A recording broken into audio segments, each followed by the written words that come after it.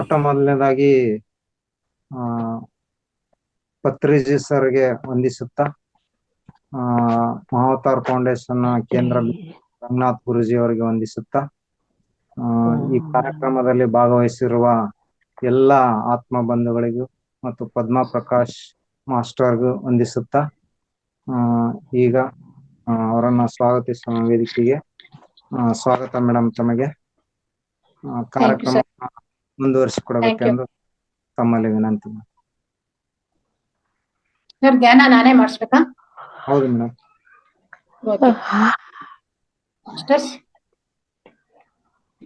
ಎಲ್ಲರಿಗೂ ಮಧ್ಯಾಹ್ನದ ಶುಭೋದಯ. ವಾಯ್ಸ್ ಬರ್ತಾ ಇದೆಯಾ ಸರ್? ಹಾ ಮೇಡಮ್, ಬರ್ತಾ ಇದೆ ಮೇಡಮ್. ಸ್ಟಾರ್ಟ್ ಮಾಡಿ. ಮಹಾವತಾರ್ ಫೌಂಡೇಶನ್ ಅವರು ಹಮ್ಮಿಕೊಂಡಿರುವ ಧ್ಯಾನ ಮತ್ತು ಸತ್ಸಂಗ ಈ ಕಾರ್ಯಕ್ರಮಕ್ಕೆ ಝೂಮ್ ನಲ್ಲಿ ಹಾಗೂ ಯೂಟ್ಯೂಬ್ ನಲ್ಲಿ ವೀಕ್ಷಿಸುತ್ತಿರುವ ನನ್ನ ಎಲ್ಲ ಆತ್ಮ ಮಿತ್ರರಿಗೆ ಆತ್ಮೀಯವಾದ ಸ್ವಾಗತ ಹಾಗೂ ಹೃತ್ಪೂರ್ವಕವಾದ ಧನ್ಯವಾದಗಳು. ಮತ್ತು ಈ ಮಹಾವತಾರ್ ಫೌಂಡೇಶನ್ ಕಾರ್ಯಕ್ರಮದಲ್ಲಿ ಭಾಗವಹಿಸಿರುವ ಆ ತಂಡದಲ್ಲಿರುವ ಎಲ್ಲ ಸದಸ್ಯರಿಗೂ ನಾನು ಹೃತ್ಪೂರ್ವಕವಾದ ಧನ್ಯವಾದಗಳನ್ನ ಸಲ್ಲಿಸುತ್ತೇನೆ. ಹಾಗೂ ಮುಖ್ಯವಾಗಿ ರಂಗನಾಥ್ ಸರ್ ಅವರಿಗೆ ಸಹ ನಾನು ನನ್ನ ಅನಂತ ಧನ್ಯವಾದಗಳನ್ನ ಸಲ್ಲಿಸುತ್ತೇನೆ.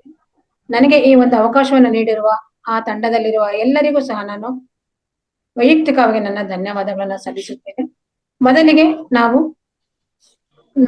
ನಿಮ್ಮ ಎಲ್ಲರ ಅಚ್ಚುಮೆಚ್ಚಿನ ಆಧ್ಯಾತ್ಮಿಕ ಗುರುಗಳು ಹಾಗೂ ಆಧ್ಯಾತ್ಮಿಕ ತಂದೆ ತಾಯಿಗಳು ಆಗಿರುವಂತಹ ಬ್ರಹ್ಮರ್ಷಿ ಪಿತಾಮಹ ಡಾಕ್ಟರ್ ಸುಭಾಷ್ ಪತ್ರಿಜಿ, ಶ್ವಾಸ ಗುರುಗಳು, ಪಿರಮಿಡ್ ಗುರುಗಳು, ಶಾಖಾಹಾರ ಗುರುಗಳು ಆಗಿರುವಂತಹ ಆ ಗುರು ದಂಪತಿಗಳಿಗೆ ಶಿರಸಾಷ್ಟಾಂಗ ಪಾದಾಭಿವಂದನೆಗಳು. ಹಾಗೂ ನಮಗೆ ಆನಾಪಾನಸತಿ ಧ್ಯಾನವನ್ನು ಲೋಕಾರ್ಪಣೆ ಮಾಡಿಕೊಟ್ಟಂತಹ ಗೌತಮ ಬುದ್ಧ ಅವರಿಗೂ ಸಹ ನಾನು ಶತಕೋಟಿ ಪ್ರಣಾಮಗಳನ್ನ ಈ ಮೂಲಕ ಸಲ್ಲಿಸುತ್ತೇನೆ. ಈ ದಿನದ ಒಂದು ಕಾರ್ಯಕ್ರಮದಲ್ಲಿ ಮೊದಲಿಗೆ ನಾವು 30 ನಿಮಿಷಗಳ ಕಾಲ ಧ್ಯಾನವನ್ನು ಮಾಡೋಣ. ನಂತರ ಸತ್ಸಂಗ ಕಾರ್ಯಕ್ರಮವನ್ನ ಆರಂಭ ಮಾಡೋಣ. ಈಗ ನಾವು ಸ್ಥಿರ ಸುಖ ಆಸನ ಮಾಡೋಣ ಮೇಡಮ್. ಓಕೆ, ಆಯ್ತು. ನೀವು ಯಾವಾಗ ಹೇಳಿದ್ರೆ ಎಲ್ಲಿಗೆ ನೀವು ಸ್ಟಾಪ್ ಮಾಡಿ ಅಂತ ಹೇಳಿದ್ರೆ ಸ್ಟಾಪ್ ಮಾಡೋಣ. ಓಕೆ, ಹಾಗೇನಿಲ್ಲ, ಮೋರ್ ದೆನ್ 30 ಮಿನಿಟ್ಸ್. ಮ್ಯೂಸಿಕ್ ಹಾಕ್ತೀರಾ? ಹಾಕ್ತೀವಿ. ಸ್ಟಾಪ್ ಆದ್ರೆ ಅಲ್ಲಿಗೆ ಆಯ್ತು. Okay madam, thank you madam. Okay masters, ಎಷ್ಟು ನಿಮಿಷ ಏನ್ ಮೇಡಮ್? ಧ್ಯಾನ ಎಷ್ಟೊತ್ತು ಮಾಡ್ತೀರಾ? 40 ನಿಮಿಷ ಮೇಡಮ್. Okay sir. ಓಕೆ, ನಾವು ಸ್ಥಿರ ಸುಖ ಆಸನದಲ್ಲಿ ಕೂತ್ಕೊಳ್ಳೋಣ. ಸ್ಪೆಕ್ಸ್ ಹಾಕಿದ್ರೆ ದಯವಿಟ್ಟು ಸ್ಪೆಕ್ಸ್ ಅನ್ನ ತೆಗೆದಿಡಿ. ಕೈಗಳನ್ನು ಒಂದು ಕೈಯಿಂದ ಇನ್ನೊಂದು ಕೈ ಬೆರಳುಗಳು ಲಾಕ್ ಆಗ್ಲಿ. ಮೇಲ್ಗಡೆ ಅಥವಾ ಸೋಫಾ ಮೇಲೆ, ಚೇರ್ ಮೇಲೆ ಕೂತಿರೋರು ಕಾಲುಗಳನ್ನ ಕ್ರಾಸ್ ಮಾಡಿ, ಕೆಳಗಡೆ ಕುಳಿತಿರೋರು ಚಕ್ಕಮಟ್ಲು ಹಾಕೊಂಡು ಕೂತ್ಕೊಬಹುದು. ಧ್ಯಾನ ಮಾಡಕ್ ಮುಂಚೆ ಸ್ವಲ್ಪ ನೀರು ಕುಡಿದ್ರೆ ತುಂಬಾ ಒಳ್ಳೇದು. ಯಾಕೆಂದ್ರೆ ನಮ್ಮ ದೇಹದಲ್ಲಿ ಸಹ ಉಷ್ಣಾಂಶ ಅತಿ ಹೆಚ್ಚಾಗಿರುತ್ತದೆ. ಜಗತ್ತಿನಲ್ಲಿ ವ್ಯಾಪಿಸಿರುವ ಕಾಸ್ಮಿಕ್ ಎನರ್ಜಿಯಲ್ಲೂ ಸಹ ಉಷ್ಣಾಂಶವಿರುತ್ತದೆ. ಹಾಗಾಗಿ ನಾವು ನೀರನ್ನು ಕುಡಿದಾಗ ಅವೆರಡು ಸಮತೋಲನ ಸ್ಥಿತಿಗೆ ಬರುತ್ತೆ ಧ್ಯಾನ ಮಾಡಿದಾಗ. ಮತ್ತು ನಾವು ಧ್ಯಾನ ಮಾಡುವಾಗ ಯಾವುದೇ ರೀತಿಯ ಒಂದು ನಾಮಸ್ಮರಣೆಯಾಗಲಿ, ಜಪವಾಗಲಿ, ಗುರುಗಳ ನಾಮಸ್ಮರಣೆಯಾಗಲಿ, ಕುಲದೇವರ, ಇಷ್ಟ ದೇವರ, ಮನೆ ದೇವರ ನಾಮ ಜಪವಾಗಲಿ, ಯಾವುದೇ ರೀತಿಯ ಒಂದು ಪಠನೆ, ಸ್ತೋತ್ರ ಯಾವುದೂ ಸಹ ಈ ಒಂದು ಧ್ಯಾನಕ್ಕೆ ಅವಶ್ಯಕತೆ ಇರುವುದಿಲ್ಲ. ಈ ಆನಾಪಾನಸತಿ ಧ್ಯಾನದ ವಿಶೇಷತೆ ಎಂದರೆ ಏನನ್ನೂ ನಾವು ಪಠನೆ ಮಾಡಬಾರದು. ಅದೇ ಈ ಧ್ಯಾನದ ಒಂದು ಅದ್ಭುತವಾದ ವಿಶೇಷತೆ. ಕೇವಲ ನಮ್ಮ ಒಂದು ಸ್ವಾಭಾವಿಕವಾದ ಒಂದು ಸರಳವಾದ ಉಸಿರಾಟ ಏನಿದೆಯೋ ಅದನ್ನ ಮಾತ್ರ ನಾವು ಏಕಾಗ್ರತೆಯಿಂದ, ತದೇಕ ಚಿತ್ತದಿಂದ ಗಮನವಿಡ್ತಾ ಇದ್ದಾಗ ಆ ವಿಶ್ವದಲ್ಲಿ ವ್ಯಾಪಿಸಿರುವ ಕಾಸ್ಮಿಕ್ ಎನರ್ಜಿ ಅಂತ ಏನ್ ಹೇಳ್ತೀವೋ ಅದು ನಮ್ಮ ಬ್ರಹ್ಮರಂಧ್ರದ ಮೂಲಕ ನಮ್ಮ ಶರೀರದಲ್ಲಿ ಪ್ರವೇಶಿಸಿ ನಮ್ಮ ಶರೀರದ ನರನಾಡಿಗಳನ್ನೆಲ್ಲವನ್ನು ಉತ್ತೇಜನಗೊಳಿಸಿ ನಮಗೆ ಹೊಸ ಹುರುಪು, ಉಲ್ಲಾಸ, ಚೈತನ್ಯ, ಶಕ್ತಿ, ಧೈರ್ಯ, ಆರೋಗ್ಯ ಇವೆಲ್ಲವೂ ಸಹ ನಮಗೆ ನೀಡುತ್ತದೆ. ಹಾಗಾಗಿ ನಾವು ಯಾವುದೇ ರೀತಿಯ ಒಂದು ಜಪ ತಪವನ್ನು ಮಾಡದೆ ಕೇವಲ ನಾವು ಮಾಡುತ್ತಿರುವ ಉಸಿರಾಟವನ್ನು ಮಾತ್ರ ಗಮನದಲ್ಲಿಡಬೇಕು. ಹಾಗೆಂದು ನಾವು ಅದನ್ನು ಒತ್ತಾಯ ಪೂರ್ವಕವಾಗಿ ಉಸಿರಾಟವನ್ನು ಮಾಡುವುದು ಬೇಕಾಗಿಲ್ಲ ಮಾಸ್ಟರ್ಸ್. ಕೇವಲ ಸ್ವಾಭಾವಿಕವಾದ ಉಸಿರಾಟವನ್ನೇ ನಾವು ಗಮನಿಸ್ತಾ ಇರ್ಬೇಕಷ್ಟೇನೆ. ಏನೇ ಸಮಸ್ಯೆಗಳು, ತೊಂದರೆಗಳು, ಕಷ್ಟ ಕಾರ್ಪಣ್ಯಗಳು ನಮ್ಮ ಕಣ್ಮುಂದೆ ತಲೆದೋರಿದಲ್ಲಿ ಅವನ್ನು ಹಿಮ್ಮೆಟ್ಟಿ ಕೇವಲ ನಾವು ನಮ್ಮ ಧ್ಯಾನದ ಕಡೆಗೆ ನಮ್ಮ ಗಮನವನ್ನು ಹರಿಸ್ತಾ ಇರೋಣ. ಏನೇ ಸಮಸ್ಯೆಗಳು ಬಂದರೂ ಸಹ ನಮ್ಮ ಉಸಿರಾಟದ ಕಡೆಗೆ ನಮ್ಮ ಗಮನವನ್ನು ಹೆಚ್ಚು ಹೆಚ್ಚು ನೀಡುತ್ತಾ ಇದ್ದಾಗ ನಮಗೆ ಈ ಒಂದು ಧ್ಯಾನದ ಶಕ್ತಿ ನಮಗೆ ಲಾಭವನ್ನ ಕೊಡುತ್ತದೆ. ಹಾಗಾಗಿ ಈಗ ನಾವೆಲ್ಲರೂ ಧ್ಯಾನವನ್ನು ಮಾಡೋಣ. ಆ ಒಂದು ಸಂಗೀತದೊಂದಿಗೆ ನಾವು ಧ್ಯಾನವನ್ನ ಮಾಡೋಣ. ಸಂಗೀತವು ನಿಂತ ನಂತರ ನಮ್ಮ ಧ್ಯಾನಕ್ಕೆ ನಾವು ನಾಂದಿಯನ್ನು ಹಾಡೋಣ. ಅಲ್ಲಿಯವರೆಗೂ ಯಾರು ಕಣ್ಣನ್ನು ತೆಗೆಯಬಾರದು. ಕಣ್ಣಿನಲ್ಲಿ 80% ಶಕ್ತಿ ಶೇಖರಣೆ ಆಗುತ್ತೆ. ಕೈಗಳಲ್ಲಿ 10%, ಕಾಲುಗಳಲ್ಲಿ 10%, ಎಲ್ಲ ಸೇರಿದ್ರೆ 100% ಶೇಖರಣೆ ಆಗುತ್ತೆ ಶಕ್ತಿ. ಹಾಗಾಗಿ ನಾವು ಯಾವುದೇ ಕಾರಣಕ್ಕೂ ನಾವು ಕಣ್ಣನ್ನು ಕೊನೆಯವರೆಗೂ ನಾವು ಕಣ್ಣನ್ನು ತೆಗೆಯದೆ ನಮ್ಮ ಧ್ಯಾನವನ್ನು ನಾವು ಮಾಡೋಣ. ಈ ಒಂದು 40 ನಿಮಿಷಗಳು ನಮಗಾಗಿ ನಾವು ಮೀಸಲಿಟ್ಟುಕೊಳ್ಳೋಣ. ನಮ್ಮನ್ನು ನಾವು ಅರಿತುಕೊಳ್ಳಬೇಕು ಅಂದ್ರೆ, ನಮ್ಮನ್ನು ನಾವು ಅರಿಯಬೇಕು ಅಂದ್ರೆ ನಾವು ಈ ಒಂದು ಧ್ಯಾನವನ್ನ ತುಂಬಾ ಶ್ರದ್ಧೆಯಿಂದ, ತುಂಬಾ ಉಲ್ಲಾಸದಿಂದ, ಯಾವುದೇ ರೀತಿಯ ಒತ್ತಡ ಗೊಂದಲ ಇಲ್ಲದೆ ಮಾಡಿದಾಗ ಅದರ ಒಂದು ಲಾಭವನ್ನ, ಅದರ ಒಂದು ಶಕ್ತಿಯನ್ನ ಪಡಿತೇವೆ ಮಾಸ್ಟರ್ಸ್. ಎಲ್ಲರೂ ಧ್ಯಾನವನ್ನು ಮಾಡೋಣ. ನಿಧಾನವಾಗಿ ಕಣ್ಣುಗಳನ್ನು ಮುಚ್ಚಿಕೊಳ್ಳುತ್ತಾ ಒಮ್ಮೆ 3 ಬಾರಿ ಉಸಿರಾಟವನ್ನು ತೆಗೆದುಕೊಂಡು ಉಸಿರಾಟವನ್ನು ಬಿಡಿ. ನಮಗೆ ಹಾಗೆ ಧ್ಯಾನಕ್ಕೆ ನಾವು ಹಾಗೆ ಮುಂದುವರಿಯುತ್ತಾ ಹೋಗೋಣ ಮಾಸ್ಟರ್ಸ್. Okay masters.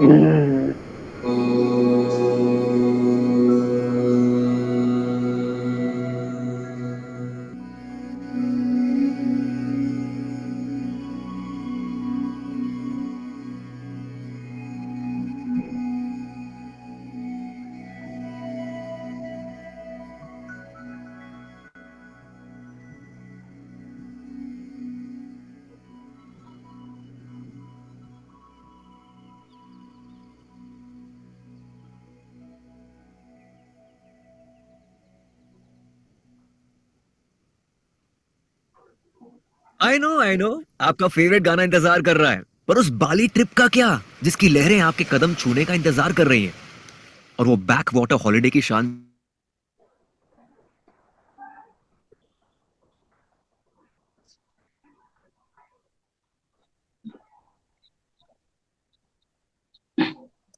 ಮಾಸ್ಟರ್ಸ್, ನಿಧಾನವಾಗಿ ನಿಮ್ಮ ಕೈ ಬೆರಳುಗಳನ್ನು ಬಿಡಿಸಿಕೊಳ್ಳುತ್ತಾ ಎರಡು ಕೈಗಳನ್ನು ನಿಮ್ಮ ಕಣ್ಣಿನ ಮೇಲೆ 10 ಸೆಕೆಂಡ್ಗಳ ಕಾಲ ಇರಿಸಿಕೊಳ್ಳಿ. 10, 9, 8, 7, 6, 5, 4, 3, 2, 1, 0.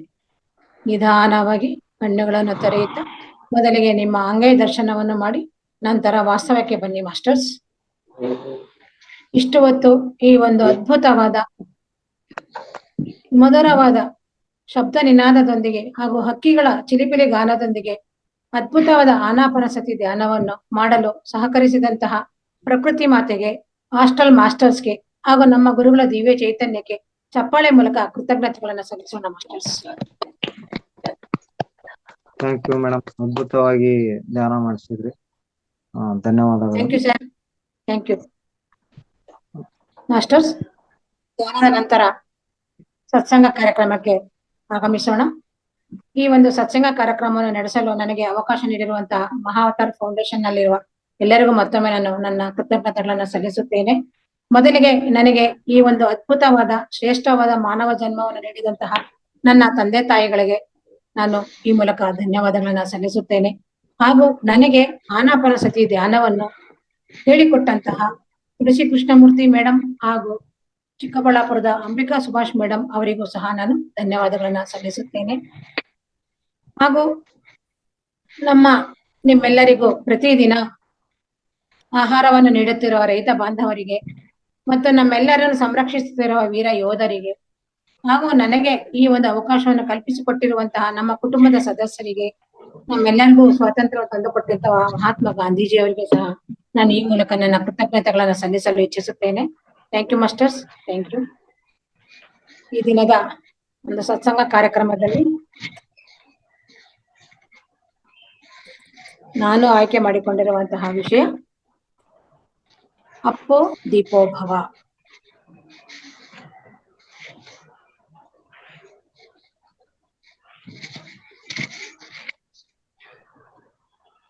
ಅಪ್ಪೋ ದೀಪೋ ಭವ ಅಂದ್ರೆ ಇದು ಒಂದು ಪಾಲಿ ಭಾಷೆಯಲ್ಲಿ ನಿನ್ನನ್ನು ನೀನೇ ಉದ್ಧಾರ ಮಾಡಿಕೋಬೇಕು, ಯಾರು ಬಂದು ನಿನ್ನನ್ನು ಉದ್ಧಾರ ಮಾಡುವುದಿಲ್ಲ. ಪಾಲಿ ಭಾಷೆಯಲ್ಲಿ ಅಪ್ಪೋ ದೀಪೋ ಭವ, ತೆಲುಗುನಲ್ಲಿ ಎವರಿಗೆ ವಾರೆ ಯಮುನಾ ತೀರೆ. ಭಗವದ್ಗೀತೆಯಲ್ಲಿ ಶ್ರೀಕೃಷ್ಣ ಪರಮಾತ್ಮ ಸಹ ನಿನ್ನನ್ನು ನೀನೇ ಉದ್ಧಾರ ಮಾಡಿಕೊಳ್ಳಬೇಕು, ನಿನ್ನನ್ನು ಯಾರು ಉದ್ಧಾರ ಮಾಡುವುದಿಲ್ಲ ಅಂತ ತಿಳಿಸಿರ್ತಾರೆ. ಈ ಒಂದು ಅಪ್ಪೋ ದೀಪೋ ಭವ ಅನ್ನುವ ಒಂದು ಅಮೃತ ವಾಣಿಯನ್ನ ಗೌತಮ ಬುದ್ಧ ಅವರು ತಮ್ಮ ಶಿಷ್ಯನಾದ ಆನಂದನಿಗೆ ಇದನ್ನ ಹೇಳ್ತಾರಂತೆ. ಇದು ಹೇಳಿದ ನಂತರ ಅವರು ಮತ್ತೆ ಮಾತಾಡುವುದಿಲ್ಲಂತೆ, ಅವರು ಮೌನವನ್ನ ಆಚರಣೆ ಮಾಡ್ತಾರಂತೆ. ಇದು ಗುರುಗಳು ಹೇಳಿರುವಂತಹ ವಿಡಿಯೋನಲ್ಲಿ ಸಂಗ್ರಹ ಮಾಡಿರುವುದು. ನಿನ್ನನ್ನು ನೀನೇ ಉದ್ಧಾರ ಮಾಡಿಕೊಳ್ಳಬೇಕು ಅಲ್ವಾ ಮಾಸ್ಟರ್ಸ್? ನಮ್ಮನ್ನ ನಾವೇ ಉದ್ಧಾರ ಮಾಡ್ಕೊಬೇಕಲ್ವಾ? ನಮ್ಮನ್ನ ಯಾರಾದ್ರೂ ಬಂದು ಉದ್ಧಾರ ಮಾಡ್ತಾರ? ಹೇಗಪ್ಪ ನಮ್ಮನ್ನ ನಾವು ಉದ್ಧಾರ ಮಾಡ್ಕೊಳ್ಳೋದು ಅಂತಂದ್ರೆ, ನಮ್ಗೆ ಏನೇ ಸಮಸ್ಯೆ ಬರ್ಲಿ, ನಾವು ಜೀವನದಲ್ಲಿ ಮುಂದುವರಿಬೇಕಾಗ್ಲಿ, ನಾವು ಒಂದು ವಿದ್ಯೆ ಕಲಿಬೇಕಾಗ್ಲಿ, ಒಂದು ಸಂಗೀತ ಕಲಿಬೇಕಾಗ್ಲಿ,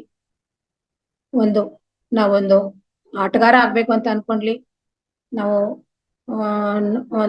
ಈ ಚೆನ್ನಾಗಿ ಈಜಾಡೋನ್ ಕಲಿಬೇಕು ಅಂತ ಇರ್ಲಿ, ಯಾವುದೇ ಒಂದು ಕೆಲಸವೇ ಆಗ್ಲಿ, ಸುಮ್ಮನೆ ನೋಡಿದ್ರೆ ಯಾವುದನ್ನು ನಮಗೆ ಬರೋದಿಲ್ಲ. ನಾವು ಅದನ್ನ ಅಭ್ಯಾಸ ಮಾಡ್ಕೊಬೇಕು. ನಮ್ಮನ್ನ ಉದ್ಧಾರ ಮಾಡ್ಕೊಬೇಕು ಅಂತಂದ್ರೆ ನಾವು ಪ್ರತಿಯೊಂದನ್ನು, ಈಗ ನಾನು ವಿದ್ಯಾವಂತ ಆಗ್ಬೇಕು ಅಂತಂದ್ರೆ ಸುಮ್ಮನೆ ಪುಸ್ತಕ ಇಟ್ಕೊಂಡು ಅದನ್ನ ಪ್ರತಿದಿನ ಆ ಪುಸ್ತಕ ಇಟ್ಕೊಂಡು ನೋಡ್ತಾ ಇದ್ರೆ ನಮ್ಗೆ ವಿದ್ಯೆ ಬರುತ್ತಾ? ಬರೋದಿಲ್ಲ. ಆ ಪುಸ್ತಕದಲ್ಲಿ ಇರುವ ಒಂದು ಜ್ಞಾನವನ್ನ ನಾವು ಓದಿ ಸಾಧನೆ ಮಾಡಿದಾಗ ಮಾತ್ರ ನಾವು ವಿದ್ಯಾವಂತರಾಗ್ತೇವೆ. ಈಗ ನಮ್ಮ ಮಗ ಚೆನ್ನಾಗಿ ಓದ್ಬೇಕು, ಒಳ್ಳೆ ಉದ್ಯೋಗಸ್ಥ ಆಗ್ಬೇಕು ಅಂತ ನಾವೆಲ್ಲರೂ ಆಸೆ ಪಡ್ತೀವಿ. ಮಗ ಇರಬಹುದು, ಮಗಳೇ ಇರಬಹುದು, ಯಾರೇ ಆಗ್ಲಿ ನಮ್ಮ ಮಕ್ಕಳು ಚೆನ್ನಾಗಿ ವಿದ್ಯಾವಂತರಾಗ್ಬೇಕು, ಒಳ್ಳೆ ಉದ್ಯೋಗಗಳನ್ನ ಮಾಡ್ಬೇಕು, ಚೆನ್ನಾಗಿ ಸಂಪಾದನೆಯನ್ನ ಮಾಡ್ಬೇಕು ಅಂತ ಪ್ರತಿಯೊಬ್ಬ ಸರ್ವೇ ಸಾಮಾನ್ಯವಾಗಿ ಪ್ರತಿಯೊಬ್ಬರಿಗೂ ಇದು ಒಂದು ಆಸೆ ಅನ್ನೋದು ಇದ್ದೇ ಇರುತ್ತದೆ. ಹಾಗಾದ್ರೆ ನನ್ನ ಮಗನಿಗೆ ವಿದ್ಯೆ ಅವನು ಓದಿದ್ರೆ ಅವನು ಉದ್ಧಾರ ಆಗ್ತಾನೆ ಹೊರತು ನಾನು ಓದಿದ್ರೆ ಅವನು ಉದ್ಧಾರ ಆಗೋದಿಲ್ಲ ಅಲ್ವಾ? ಆ ವಿದ್ಯೆಗೆ ನಾವು ಏನ್ ಬೇಕೋ ಅದನ್ನ ಅವರಿಗೆ ಒಂದು ಸಹಕಾರವನ್ನ ಕೊಡಬಹುದು, ಅವರಿಗೆ ಒಂದು ಪುಸ್ತಕಗಳನ್ನ ಒದಗಿಸಿ ಕೊಡಬಹುದು, ಅವ್ರು ಓದೋದಕ್ಕೆ ಏನ್ ಅನುಕೂಲ ಬೇಕೋ ಅದನ್ನ ಮಾಡ್ಕೊಡ್ಬಹುದು. ಆದ್ರೆ ಅವನ ಓದನ್ನು ಅವನೇ ಓದ್ಬೇಕು. ಅವನು ಓದ್ಲಿಲ್ಲ ಅಂತಂದ್ರೆ ನಾವು ಓದಿದ್ರೆ ನಾವು ಉದ್ಧಾರ ಆಗ್ತೀವಿ ಅಷ್ಟೇ ಹೊರತು ಅವನು ಓದಿದ್ರೆ ಅವನು ಉದ್ಧಾರ ಆಗ್ತಾನೆ. ಅದೇ ರೀತಿ ಯಾವುದೇ ಕೆಲಸ ಆಗ್ಲಿ ನಾವು ಮಾಡಿದ್ರೆ ಮಾತ್ರ ಅದು ನಮ್ಗೆ ಅದರಿಂದ ಲಾಭ ಸಿಕ್ಕುತ್ತೆ.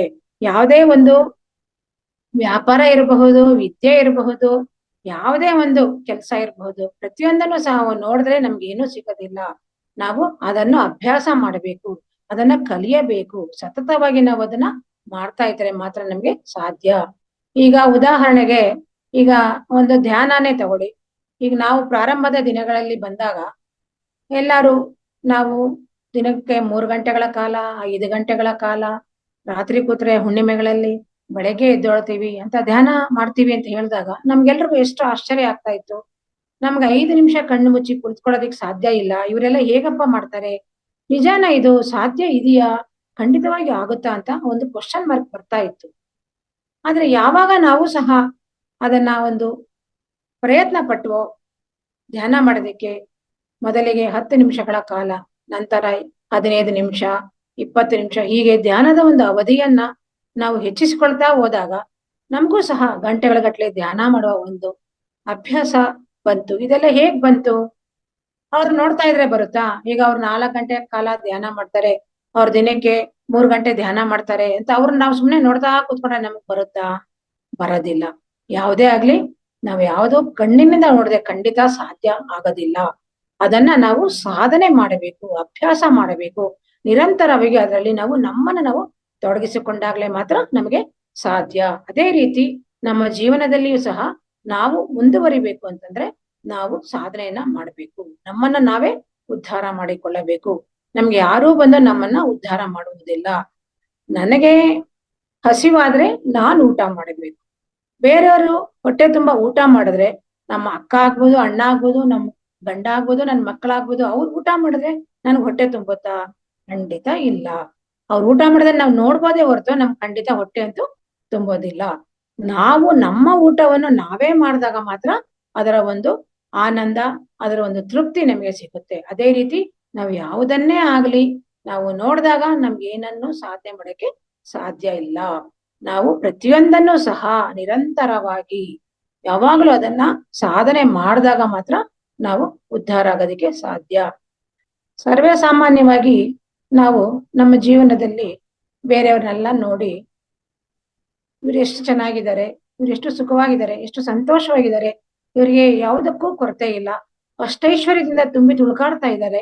ಆದ್ರೆ ಅವ್ರು ಮಾಡೋ ಕೆಲಸಗಳು ನೋಡಿದ್ರೆ ಒಂದು ಒಳ್ಳೆ ಕೆಲಸ ಮಾಡೋದಿಲ್ಲ, ಅವರೆಲ್ಲ ಕೆಟ್ಟ ಕೆಲಸಗಳನ್ನೇ ಮಾಡ್ತಾ ಇರ್ತಾರೆ. ಆದ್ರೂ ಸಹ ಭಗವಂತ ಅವ್ರಿಗೆ ಎಷ್ಟು ಚೆನ್ನಾಗಿ ಸುಖವನ್ನ ಕೊಟ್ಟಿದ್ದಾನೆ ಅಂತ ನಾವು ಅನ್ಕೊಳ್ತೇವೆ. ಆದ್ರೆ ಅದು ತಪ್ಪು. ಅವರು ಯಾವುದೋ ಒಂದು ಜನ್ಮದಲ್ಲಿ ಒಳ್ಳೆಯ ಕೆಲಸಗಳನ್ನ ಮಾಡಿರ್ತಾರೆ, ಅದರ ಒಂದು ಫಲಿತಾಂಶವನ್ನ ಈ ಜನ್ಮದಲ್ಲಿ ಪಡಿತಾ ಇರ್ತಾರೆ. ಹಾಗಂತ ನಾವು ಅವ್ರು ನೋಡ್ತಾ ಇದ್ರೆ ನಮ್ಗೆ ಆ ಸುಖ ಬರೋದಕ್ ಸಾಧ್ಯ ಇಲ್ಲ. ಆ ರೀತಿ ನಾವು ಒಂದು ಸುಖವನ್ನ ಅವರ ರೀತಿ ನಾವು ಬಾಳ್ಬೇಕು, ಬದುಕಬೇಕು ಅಂತಂದಾಗ ನಾವು ಸಹ ದುಡಿಯಬೇಕು, ಓದಬೇಕು, ಆ ಏನ್ ಕೆಲಸ ಮಾಡ್ಬೇಕು ಅದರಲ್ಲಿ ಒಂದು ನಾವು ನಿರಂತರವಾದ ಒಂದು ಜ್ಞಾನವನ್ನ ಪಡಿಬೇಕು. ನಾವು ಉದ್ಧಾರ ಆಗ್ಬೇಕಾದ್ರೆ ಏನ್ ಮಾಡ್ಬೇಕು, ಯಾವ್ದನ್ನ ಕಲಿಬೇಕು ಅಂತ ತಿಳ್ಕೊಂಡಾಗ ಮಾತ್ರ ನಾವು ಆ ರೀತಿ ಉದ್ಧಾರ ಆಗೋದಕ್ಕೆ ಸಾಧ್ಯ. ನಾವು ಯಾವುದೇ ಒಂದು ಸಮಸ್ಯೆ ಬರ್ಲಿ, ಯಾವುದೇ ಒಂದು ಸುಖ, ಸಂತೋಷ, ನೆಮ್ಮದಿ ಎಲ್ಲವೂ ಅಷ್ಟೇ ನಮ್ಮಿಂದ ನಾವು ಪಡೆದುಕೊಳ್ಳಬೇಕೇ ಹೊರತು ಬೇರೆಯವರಿಂದ ಪಡೆಯಲು ಸಾಧ್ಯವೇ ಇಲ್ಲ. ನಮಗೆ ಯಾರೂ ಸಹ ಒಂದು ಸುಖ ಆಗಲಿ, ಶಾಂತಿ ಆಗಲಿ, ನೆಮ್ಮದಿ ಆಗಲಿ ನಾವು ಯಾರಿಂದನೂ ಪಡೆಯಲು ಸಾಧ್ಯವಿಲ್ಲ. ಅಂದ್ರೆ ನಮ್ಮನ್ನ ನಾವೇ ಉದ್ಧಾರ ಮಾಡಿಕೊಳ್ಳಬೇಕು. ಈಗ ನಾನು ಓದಿದ್ರೆ ತಾನೇ ನನಗ್ ಸರ್ಟಿಫಿಕೇಟ್ ಬರುತ್ತೆ. ಈಗ ನನ್ನ ತಮ್ಮನ ನನ್ನ ತಂಗಿನೇ ಓದಿದ್ರೆ ನನಗ್ ಸರ್ಟಿಫಿಕೇಟ್ ಬರಕ್ ಸಾಧ್ಯ ಇದೆಯಾ? ಇಲ್ಲ ಅಲ್ವಾ ಮಾಸ್ಟರ್ಸ್?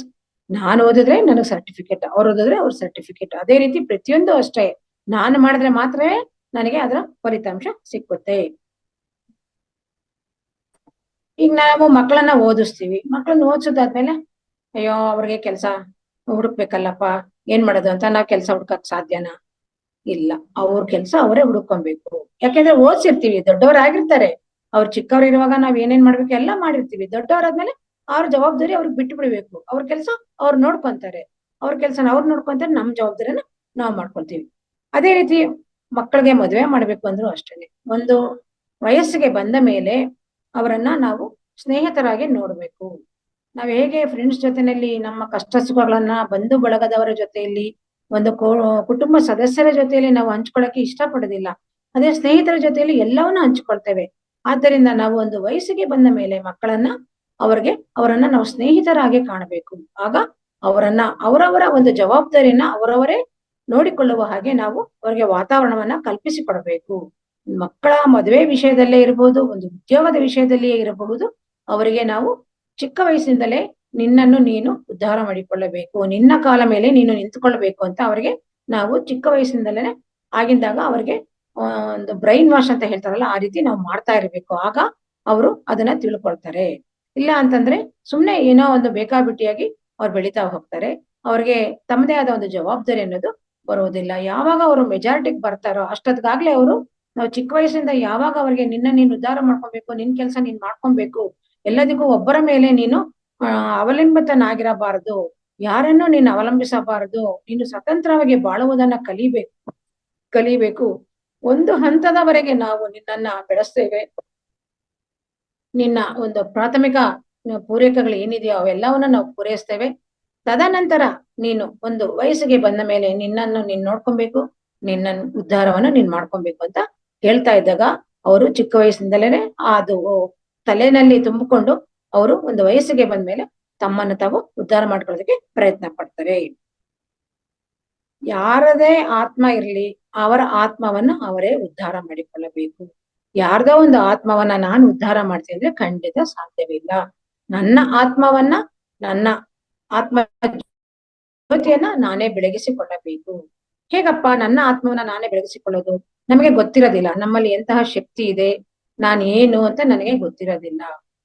ಅದನ್ನ ನಾವು ತಿಳ್ಕೊಬೇಕು. ಯಾಕೆಂದ್ರೆ ಮಾನವನಿಗೆ ಅಸಾಧ್ಯವಾದದ್ದು ಏನೂ ಇಲ್ಲ. ಮಾನವ ಮನಸ್ಸು ಮಾಡಿದ್ರೆ ಏನನ್ನು ಬೇಕಾದ್ರೂ ಸಾಧನೆ ಮಾಡಬಲ್ಲ. ಈಗ ರಾಮ ಇರ್ಬೋದು, ಕೃಷ್ಣ ಇರ್ಬೋದು, ವೆಂಕಟೇಶ ಇರ್ಬೋದು, ಸಾಯಿಬಾಬಾ ಇರಬಹುದು, ನಮ್ಮ ಗುರುಗಳು ಇರಬಹುದು, ಇವರೆಲ್ಲರೂ ಮಾನವರೇ ಅಲ್ವಾ? ಮತ್ತೆ ಅವ್ರೆಲ್ಲ ಸಾಧನೆ ಮಾಡಕ್ಕೆ ಆಗಿದೆ, ನಮ್ ಕೈಲಿ ಯಾಕೆ ಸಾಧನೆ ಮಾಡೋದಕ್ಕೆ ಆಗೋದಿಲ್ಲ?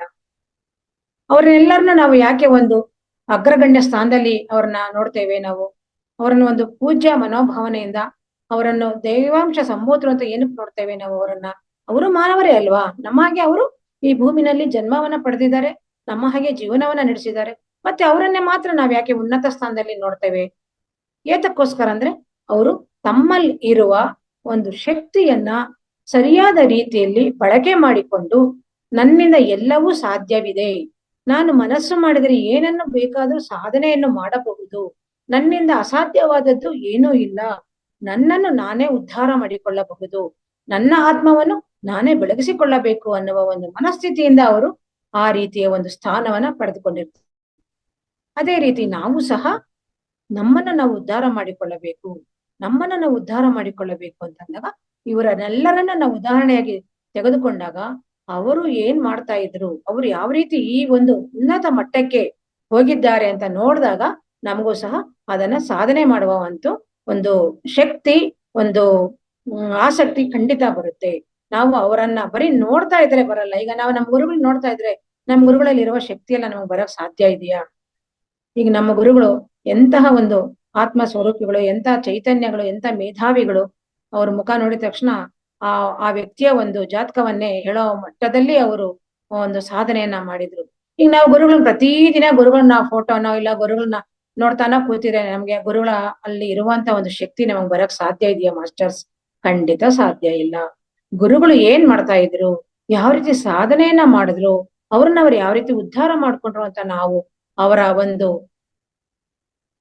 ಹಿಂದಿನ ಒಂದು ನಡೆದು ಬಂದ ದಾರಿಯನ್ನ ನಾವು ತಿಳಿದುಕೊಂಡಾಗ ನಮಗೂ ಸಹ ಅದರ ಅರಿವಾಗುತ್ತೆ. ನಾವು ಸಹ ಅವರಷ್ಟೇ ಸಾಧನೆ ಮಾಡಿದಾಗ ನಾವು ಸಹ ಅವರು ಯಾವ ರೀತಿ ಒಂದು ಉನ್ನತ ಶ್ರೇಣಿಯಲ್ಲಿ ಎಲ್ಲರೂ ಅವರನ್ನ ಗುರು ಒಂದು ಪೂಜಿಸುವ ಒಂದು ಮಟ್ಟದಲ್ಲಿ ಬೆಳೆದಿದ್ದಾರ, ನಾವು ಸಹ ಆ ಮಟ್ಟಕ್ಕೆ ಬೆಳೆಯುತ್ತೇವೆ. ಅದೇ ರೀತಿ ಯಾರೋ ಈಗ ಈ ಪಕ್ಕದ ಮನೆಯವ್ರು ಬಂದು ನಮ್ಮನ್ನು ಉದ್ಧಾರ ಮಾಡ್ತಾರ? ಯಾರು ಉದ್ಧಾರ ಮಾಡಲ್ಲ. ಯಾರು ಬಂದ್ ನಮ್ಗೆ ಏನೋ ಒಂದು ಎರಡು ನುಡಿಗಳನ್ನ ಹೇಳ್ಬೋದು, ಒಂದ್ ಒಳ್ಳೆ ಮಾತು ಹೇಳ್ಬೋದು ಅಷ್ಟೇ ಹೊರತು ಯಾರನ್ನ ಯಾರು ಉದ್ಧಾರ ಮಾಡಕ್ಕೆ ಸಾಧ್ಯ ಇರುವುದಿಲ್ಲ. ಪ್ರತಿಯೊಬ್ಬ ಮಾನವನು ತನ್ನನ್ನು ತಾನೇ ಉದ್ಧಾರ ಮಾಡಿಕೊಳ್ಳಬೇಕು. ಯಾವ ಒಂದು ಸುಖ ಆಗ್ಲಿ ಒಂದು ಕಷ್ಟ ಆಗ್ಲಿ ಏನೇ ಬರಲಿ ತನ್ನಲ್ಲಿರುವ ಶಕ್ತಿಯನ್ನ ತಿಳ್ಕೊಬೇಕು. ನಾನು ಯಾರಿಗೂ ಕಡಿಮೆ ಇಲ್ಲ, ನನ್ನಲ್ಲಿ ಎಲ್ಲವೂ ಇದೆ. ನನ್ನಲ್ಲಿ ಇರುವ ಒಂದು ಶಕ್ತಿಯಿಂದ, ನನ್ನಲ್ಲಿ ಇರುವ ಒಂದು ಚೈತನ್ಯದಿಂದ ಈ ಪ್ರಪಂಚದಲ್ಲಿ ನಾನು ಏನನ್ನಾದ್ರೂ ಸಾಧಿಸಬಲ್ಲೆ ಅನ್ನುವ ಒಂದು ಜ್ಞಾನವನ್ನ ತಿಳಿದುಕೊಂಡು ಮಾಡಿದಾಗ ನಮ್ಮನ್ನು ನಾವು ಖಂಡಿತವಾಗಿ ಉದ್ಧಾರ ಮಾಡಿಕೊಳ್ಳುತ್ತೇವೆ. ಈ ಒಂದು ಜ್ಞಾನ ಬರ್ಬೇಕು ಅಂತಂದ್ರೆ ಮೊದಲಿಗೆ ನಾವು ಸಾಮಾನ್ಯ ವ್ಯಕ್ತಿಗಳಾದಾಗ ಖಂಡಿತವಾಗಿಯೂ ಇದರ ಒಂದು ಪರಿವೆ ನಮ್ಗೆ ಇರೋದಿಲ್ಲ ಮಾಸ್ಟರ್ಸ್. ನಾವು ಒಂದು ಆಧ್ಯಾತ್ಮಿಕ ಒಂದು ಸಂಘದಲ್ಲಿ ಬಂದಾಗ, ಒಂದು ಆಧ್ಯಾತ್ಮಿಕತೆಯನ್ನು ತಿಳಿದುಕೊಂಡಾಗ ಮಾತ್ರ ನಮಗೆ ಇದರ ಒಂದು ಸರಿಯಾದ ಸಂಪೂರ್ಣವಾದ ಜ್ಞಾನ ನಮಗೆ ಅರಿವಾಗುತ್ತದೆ. ನಾನು ಆತ್ಮ ಅಲ್ಲ, ನಾನು ದೇಹ, ನನ್ನಲ್ಲಿ ಎಲ್ಲವೂ ಸಹ ಅಡಗಿದೆ. ನನ್ನಲ್ಲಿ ಇರುವ ಒಂದು ಶಕ್ತಿಯನ್ನ ಚೈತನ್ಯವನ್ನ ಹೊರಗೆ ತಂದಾಗ ನಾನು ಏನನ್ನಾದ್ರೂ ಸಾಧನೆ ಮಾಡಬಲ್ಲೆ ಎನ್ನುವುದು ನಮಗೆ ಅರಿವಾಗುತ್ತದೆ. ಅದರಲ್ಲಿಯೂ ನಾವು ಆನಾಪಾನಸತಿ ಧ್ಯಾನಕ್ಕೆ ನಾವು ಹೆಜ್ಜೆಯನ್ನು ಇಟ್ಟಾಗ, ಪ್ರತಿಯೊಂದು ಹೆಜ್ಜೆ ಇಟ್ಟಾಗಲೂ ಸಹ ನಮಗೆ ಈ ಒಂದು ನನ್ನನ್ನು ನಾನು ಉದ್ಧಾರ ಮಾಡಿಕೊಳ್ಳಬಹುದು ಅನ್ನೋ ಒಂದು ಪರಿಜ್ಞಾನ ಖಂಡಿತವಾಗಿಯೂ ಬರೋದಕ್ಕೆ ಸಾಧ್ಯ ಇದೆ ಮಾಸ್ಟರ್ಸ್. ಭಗವದ್ಗೀತೆಯಲ್ಲಿ ಕೃಷ್ಣ ಪರಮಾತ್ಮ ಹೇಳಿರೋದು ಅದೇನೆ, ನಿನ್ನನ್ನು ನೀನೇ ಉದ್ಧಾರ ಮಾಡಿಕೋ, ನಿನ್ನನ್ನು ಯಾರೂ ಉದ್ಧಾರ ಮಾಡುವುದಿಲ್ಲ. ಈಗ ನಮ್ಗೆ ಎಷ್ಟೋ ಕಷ್ಟಗಳು ಬಂದಿರುತ್ತೆ. ಯಾಕಪ್ಪ ನಮ್ಗೆ ಇಷ್ಟೊಂದು ಕಷ್ಟ ಬರುತ್ತೆ? ನಾವೇನೋ ಪೂರ್ವ ಜನ್ಮದಲ್ಲಿ ಏನೋ ಮಾಡಬಾರದ ಕೆಲಸಗಳನ್ನ ಮಾಡಿರ್ತೇವೆ. ಎಷ್ಟೊಂದು ಕಾಯಿಲೆ ಬರುತ್ತೆ ನಮ್ಗೆ. ಏನಪ್ಪಾ ನಮ್ಗೆ ಕಾಯಿಲೆ ಬರುತ್ತೆ, ಬೇರೆಯವ್ರಿಗೆ ಯಾರಿಗೂ ಬರೋದಿಲ್ಲ. ಯಾಕಪ್ಪ ಭಗವಂತ ನನ್ನ ಮೇಲೇನೆ ಇಷ್ಟೊಂದು ನಿರ್ದಯಿಯಾಗಿದ್ದಾನೆ ಅಂತ ಯಾವಾಗ್ಲೂ ನಾವು ಭಗವಂತನನ್ನ ದೂಷಣೆ ಮಾಡ್ತಾ ಇರ್ತೇವೆ ಅಲ್ವಾ? ಭಗವಂತನನ್ನ ಖಂಡಿತವಾಗಿ ದೂಷಣೆ ಮಾಡಬಾರ್ದು. ಯಾಕೆಂದ್ರೆ ಇದೆಲ್ಲವೂ ಸಹ ನಾವು ಪಡೆದುಕೊಂಡು ಬಂದಿರುವಂತಹ ಒಂದು ಒಪ್ಪಂದ. ನಾವು ಭೂಮಿಯಲ್ಲಿ ಜನ್ಮ ತಾಳಬೇಕು ಅಂತಂದ್ರೆ ಅವೆಲ್ಲವನ್ನು ನಾವು ಒಂದು ಅಗ್ರಿಮೆಂಟ್ ಅಂತ ಮಾಡ್ಕೊಂಡು ಬಂದಿರ್ತೀವಿ. ನಾನು ಇಂತಹ ತಂದೆ ತಾಯಿಗಳಿಗೆ ಮಗ ಅಥವಾ ಮಗಳಾಗಿ ಹುಟ್ಟುತ್ತೇನೆ, ನಾನು ಇದೇ ರೀತಿಯಲ್ಲಿ ನಾನು ನನ್ನ ಒಂದು ದೇಹದ ಒಂದು ಆಕೃತಿ ಇರಬಹುದು, ಒಂದು ಕಪ್ಪು ಬಣ್ಣ ಬಿಳುಪು ಏನೇ ಇರಬಹುದು, ಪ್ರತಿಯೊಂದನ್ನು ಸಹ ನಾವು ಅಲ್ಲಿ ನಮ್ಮ ಒಂದು ಅನುಮತಿ ಇಲ್ಲದೆ ಅಲ್ಲಿಂದ ನಮ್ಮನ್ನ ಈ ಭೂಮಿಗೆ ಖಂಡಿತವಾಗಿಯೂ ನಮ್ಮನ್ನ ಕಳಿಸಿರೋದಿಲ್ಲ. ಎಲ್ಲವನ್ನ ನಾವು ಅಲ್ಲಿ ಒಪ್ಪಿಕೊಂಡು ಬಂದಿರ್ತೇವೆ. ಆದ್ರೆ ಯಾವಾಗ ನಾವು ಈ ಭೂಮಿಯಲ್ಲಿ ಸ್ಪರ್ಶ ಮಾಡ್ತೀವೋ ಅದೆಲ್ಲವನ್ನ ಮರೆತು ಬಿಟ್ಟು ನಮ್ಮನ್ನ ನಾವು ಯಾವಾಗ್ಲೂ ಕೀಳಾಗಿ ನೋಡ್ತಾ ಇರ್ತೇವೆ. ನಮ್ಮನ್ನ ನಾವು ಯಾವತ್ತೂ ಕೀಳಾಗಿ ನಾವು ನೋಡಿಕೊಳ್ಬಾರ್ದು.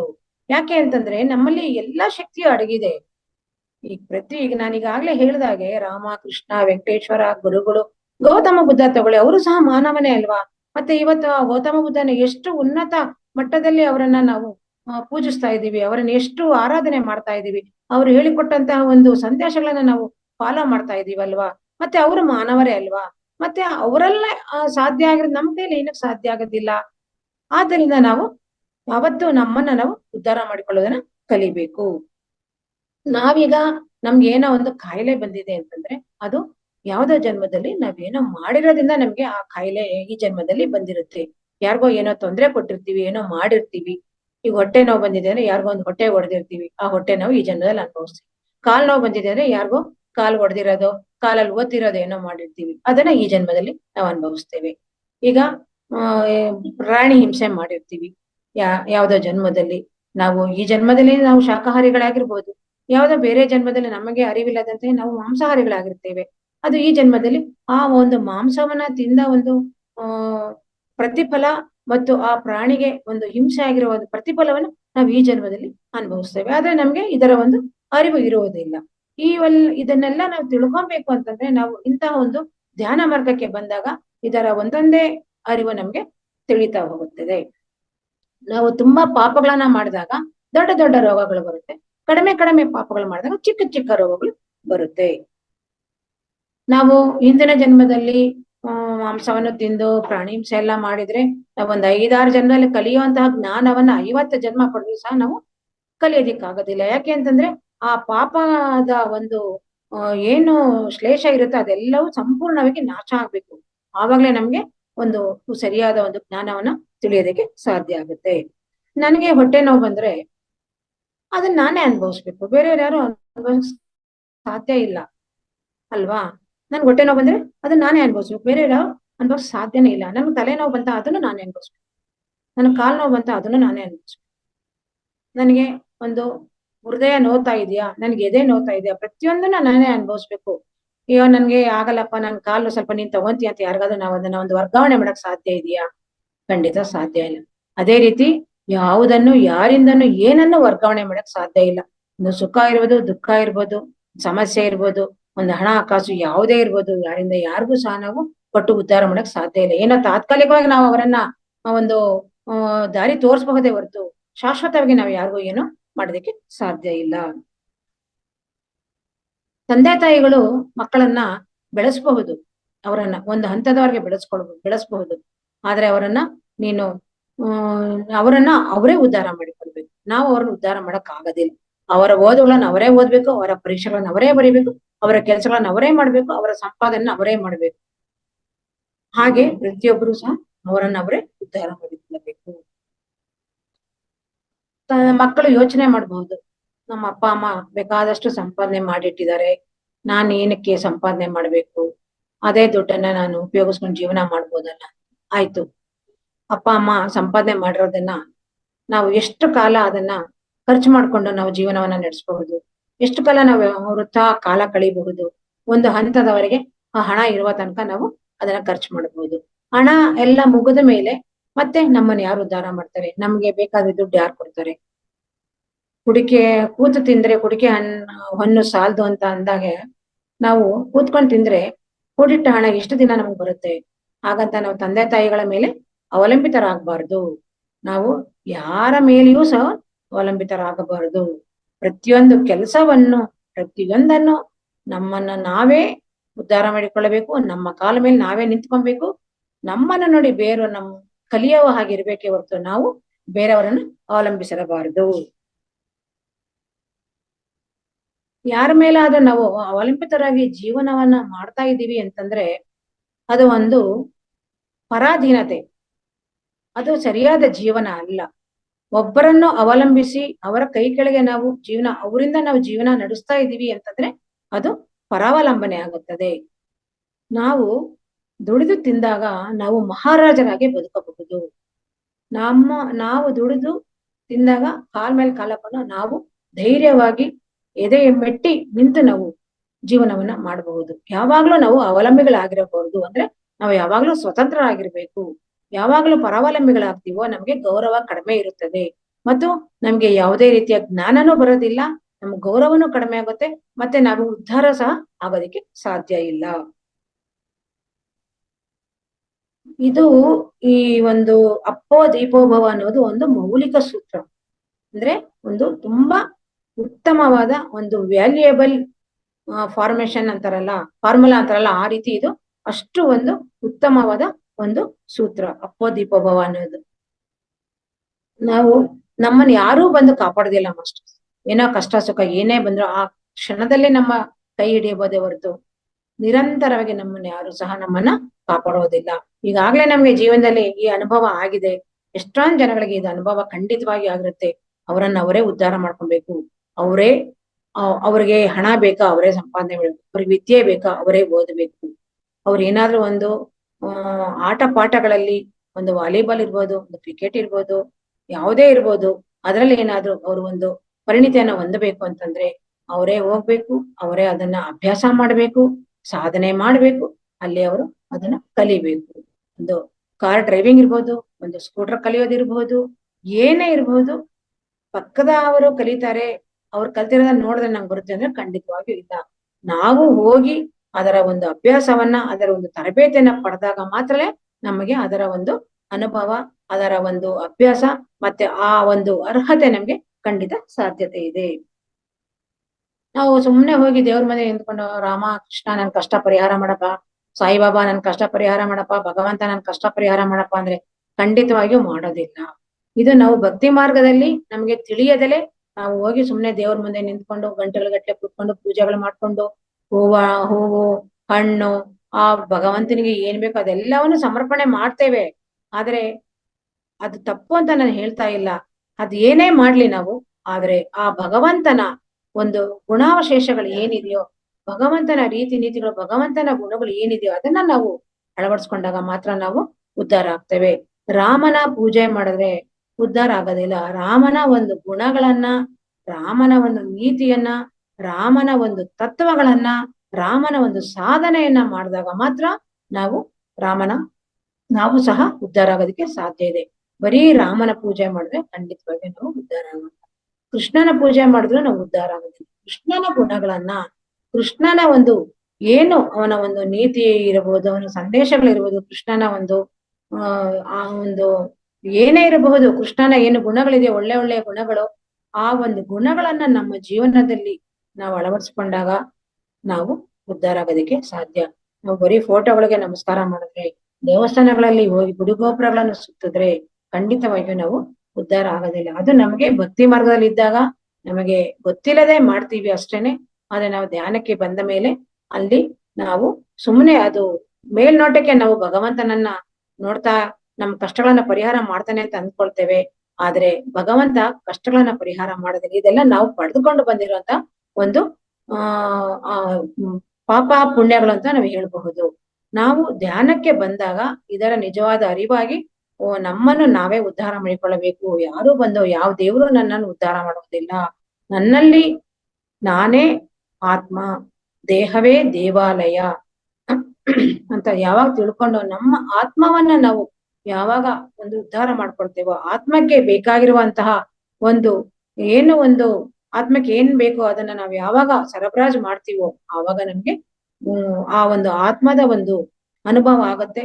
ಆಗ ನಮ್ಗೆ ನಿಜವಾದ ಒಂದು ಆನಂದ, ತೃಪ್ತಿ ಅನ್ನೋದು ಖಂಡಿತವಾಗಿಯೂ ಲಭ್ಯವಾಗುತ್ತದೆ. ನಾವು ಪ್ರತಿಯೊಂದನ್ನು ನಾವು ಪ್ರಾಪಂಚಿಕ ದೃಷ್ಟಿಯಿಂದ ನೋಡ್ತೀವಿ. ಹಾಗಾಗಿ ನಮ್ಗೆ ಯಾವುದು ನಮ್ಗೆ ಗೊತ್ತಾಗೋದಿಲ್ಲ. ಯಾವಾಗ ನಾವು ಒಂದು ಆತ್ಮದ ಸ್ಥಿತಿಯಲ್ಲಿ ನೋಡ್ತೀವೋ ಆಗ ಪ್ರಪಂಚದ ಅರಿವಾಗುತ್ತದೆ ನಮಗೆ. ನಾವ್ ಯಾವಾಗ್ಲೂ ದೇಹ ಭಾವನೆಯಿಂದ ನೋಡ್ತಾ ಇರ್ತೀವೋ ಆಗ ನಾವು ಎಲ್ಲವನ್ನು ಒಂಥರ ನಾವು ಉದ್ಧಾರ ಆಗೋದಕ್ಕೆ ಸಾಧ್ಯ ಇಲ್ಲ. ಆತ್ಮಸ್ಥಿತಿಯಲ್ಲಿ ನೋಡಿದಾಗ ಪ್ರತಿಯೊಬ್ಬರನ್ನು ನಾವು ಒಂದು ಸಮಾನ ಸ್ಥಿತಿಯಲ್ಲಿ ನೋಡ್ತೇವೆ. ಪ್ರತಿಯೊಂದನ್ನು ನಾವು ಅಕ್ಸೆಪ್ಟ್ ಮಾಡುವಂತ ಒಂದು ಮನೋಭಾವನೆ ನಮ್ಮಲ್ಲಿ ಬರುತ್ತದೆ. ಈಗ ನಮ್ಮ ಗುರುಗಳು ಎಷ್ಟೊಂದು ಪುಸ್ತಕಗಳನ್ನ ಓದಿದ್ದಾರೆ, ಎಷ್ಟೊಂದು ಆಧ್ಯಾತ್ಮಿಕ ಸಂದೇಶಗಳನ್ನ ನೀಡಿದ್ದಾರೆ, ಎಷ್ಟೊಂದು ಆಧ್ಯಾತ್ಮಿಕ ಸತ್ಸಂಗಗಳನ್ನ ಮಾಡಿದ್ದಾರೆ ನಮ್ಮ ಗುರುಗಳು. ಲಕ್ಷಾಂತರ ಕೋಟ್ಯಾಂತರ ಜನಗಳು ಅವರ ಒಂದು ಶಿಷ್ಯರಾಗಿದ್ದಾರೆ. ಆದ್ರೆ ಅವರೆಲ್ಲರೂ ಗುರುಗಳಷ್ಟೇ ತಿಳ್ಕೊಂಡಿದಾರ?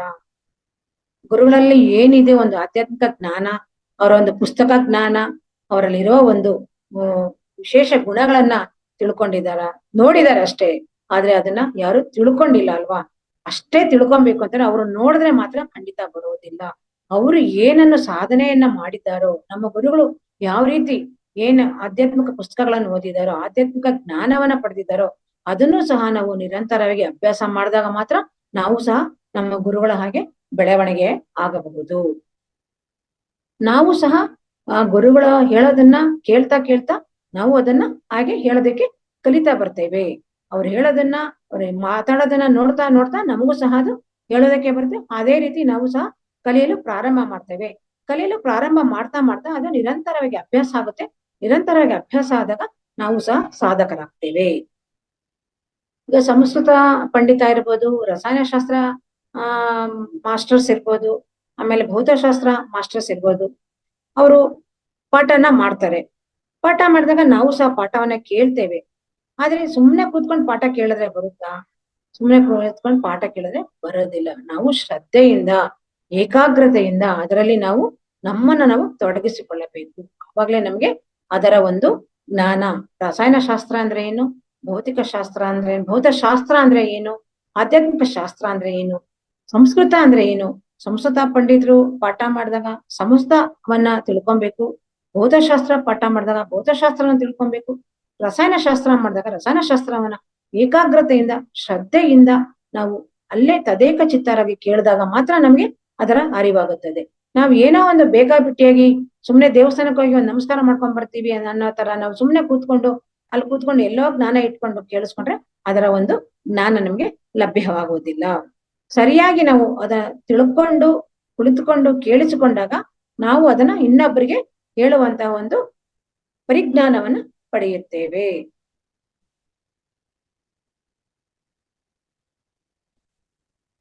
ನಮಗೆ ಶ್ರದ್ಧೆ ಮತ್ತೆ ಏಕಾಗ್ರತೆ ಇದ್ರೆ ನಾವ್ ಏನನ್ನು ಬೇಕಾದ್ರೂ ಸಾಧನೆ ಮಾಡಬಹುದು.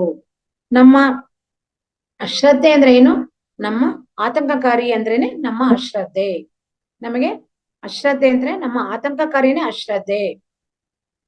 ರಮಣ ಮಹರ್ಷಿಗಳು ಹೇಳ್ತಾರೆ, ನಿನ್ನ ಗುರಿಯೇ ನಿನ್ನ ಗುರು. ಗುರಿ ಇಲ್ಲದ ಜೀವನ, ಗುರುವಿಲ್ಲದ ವಿದ್ಯೆ ಅಂತ ಹೇಳ್ತಾರಲ್ಲ, ಹಾಗೆ ನಮ್ಮ ಜೀವನದಲ್ಲಿ ನಾವು ದಿನ ಏನೋ ಒಂದು ಕೆಲಸ, ಎದ್ದೊಳ್ತೀವಿ, ಸ್ನಾನ ಮಾಡ್ತೀವಿ, ತಿಂಡಿ ತಿಂತೀವಿ, ಮತ್ತೆ ಆಚೆ ಹೋಗ್ತೀವಿ, ಬರ್ತೀವಿ, ಊಟ ಮಾಡ್ತೀವಿ, ರಾತ್ರಿ ಮಲಗ್ತೀವಿ, ಇಷ್ಟೇನಾ ಜೀವನ? ನಾವು ಮನುಷ್ಯನಾಗಿ ಹುಟ್ಟಿದ್ಮೇಲೆ ಬರೀ ತಿನ್ನೋದು, ಮಲಗೋದು, ಓಡಾಡೋದು ಇಷ್ಟೇನಾ ನಮ್ ಜೀವನ? ಇಷ್ಟಕ್ಕೆ ಮಾತ್ರನ ನಮ್ ಜೀವನ ಸೀಮಿತ ಮಾಡ್ಕೊಬೇಕಾ? ಬರೀ ಈ ರೀತಿ ಜೀವನ ಮಾಡಿದ್ರೆ ನಾವು ಏನ್ ಸಾಧನೆ ಮಾಡ್ದಂಗಾಗುತ್ತೆ? ಸಾಮಾನ್ಯ ವ್ಯಕ್ತಿಯ ಹಾಗೆ ನಾವು ಬದುಕ್ತೇವೆ. ಒಂದು ವಿಶೇಷವಾದ ವ್ಯಕ್ತಿ ಹಾಗೆ ಬದುಕ್ಬೇಕು ಅಂತಂದ್ರೆ ನಾವು ಏನನ್ನಾದ್ರೂ ಸಾಧನೆ ಮಾಡಬೇಕು. ನಮ್ಮನ್ನು ಒಬ್ರು ಗುರುತಿಸಬೇಕು.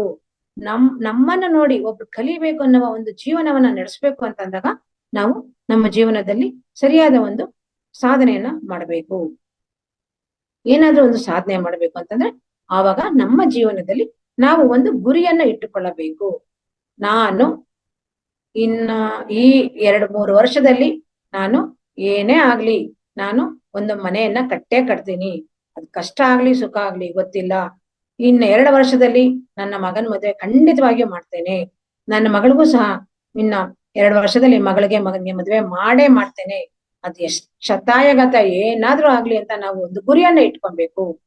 ಪ್ರತಿಯೊಂದರಲ್ಲೂ ಗುರಿ ಇಟ್ಕೊಬೇಕು. ಬರೀ ಸಂಪಾದನೆ ಮಾಡೋದ್ರಲ್ಲೇ ಮಾತ್ರ ಅಲ್ಲ, ನಮ್ಮ ಜೀವನದಲ್ಲಿ ಪ್ರತಿಯೊಂದು ಎಲ್ಲಾ ಕೆಲಸಗಳಲ್ಲಿ ನಾವು ಒಂದು ಗುರಿಯನ್ನು ಇಟ್ಟುಕೊಳ್ಳಬೇಕು.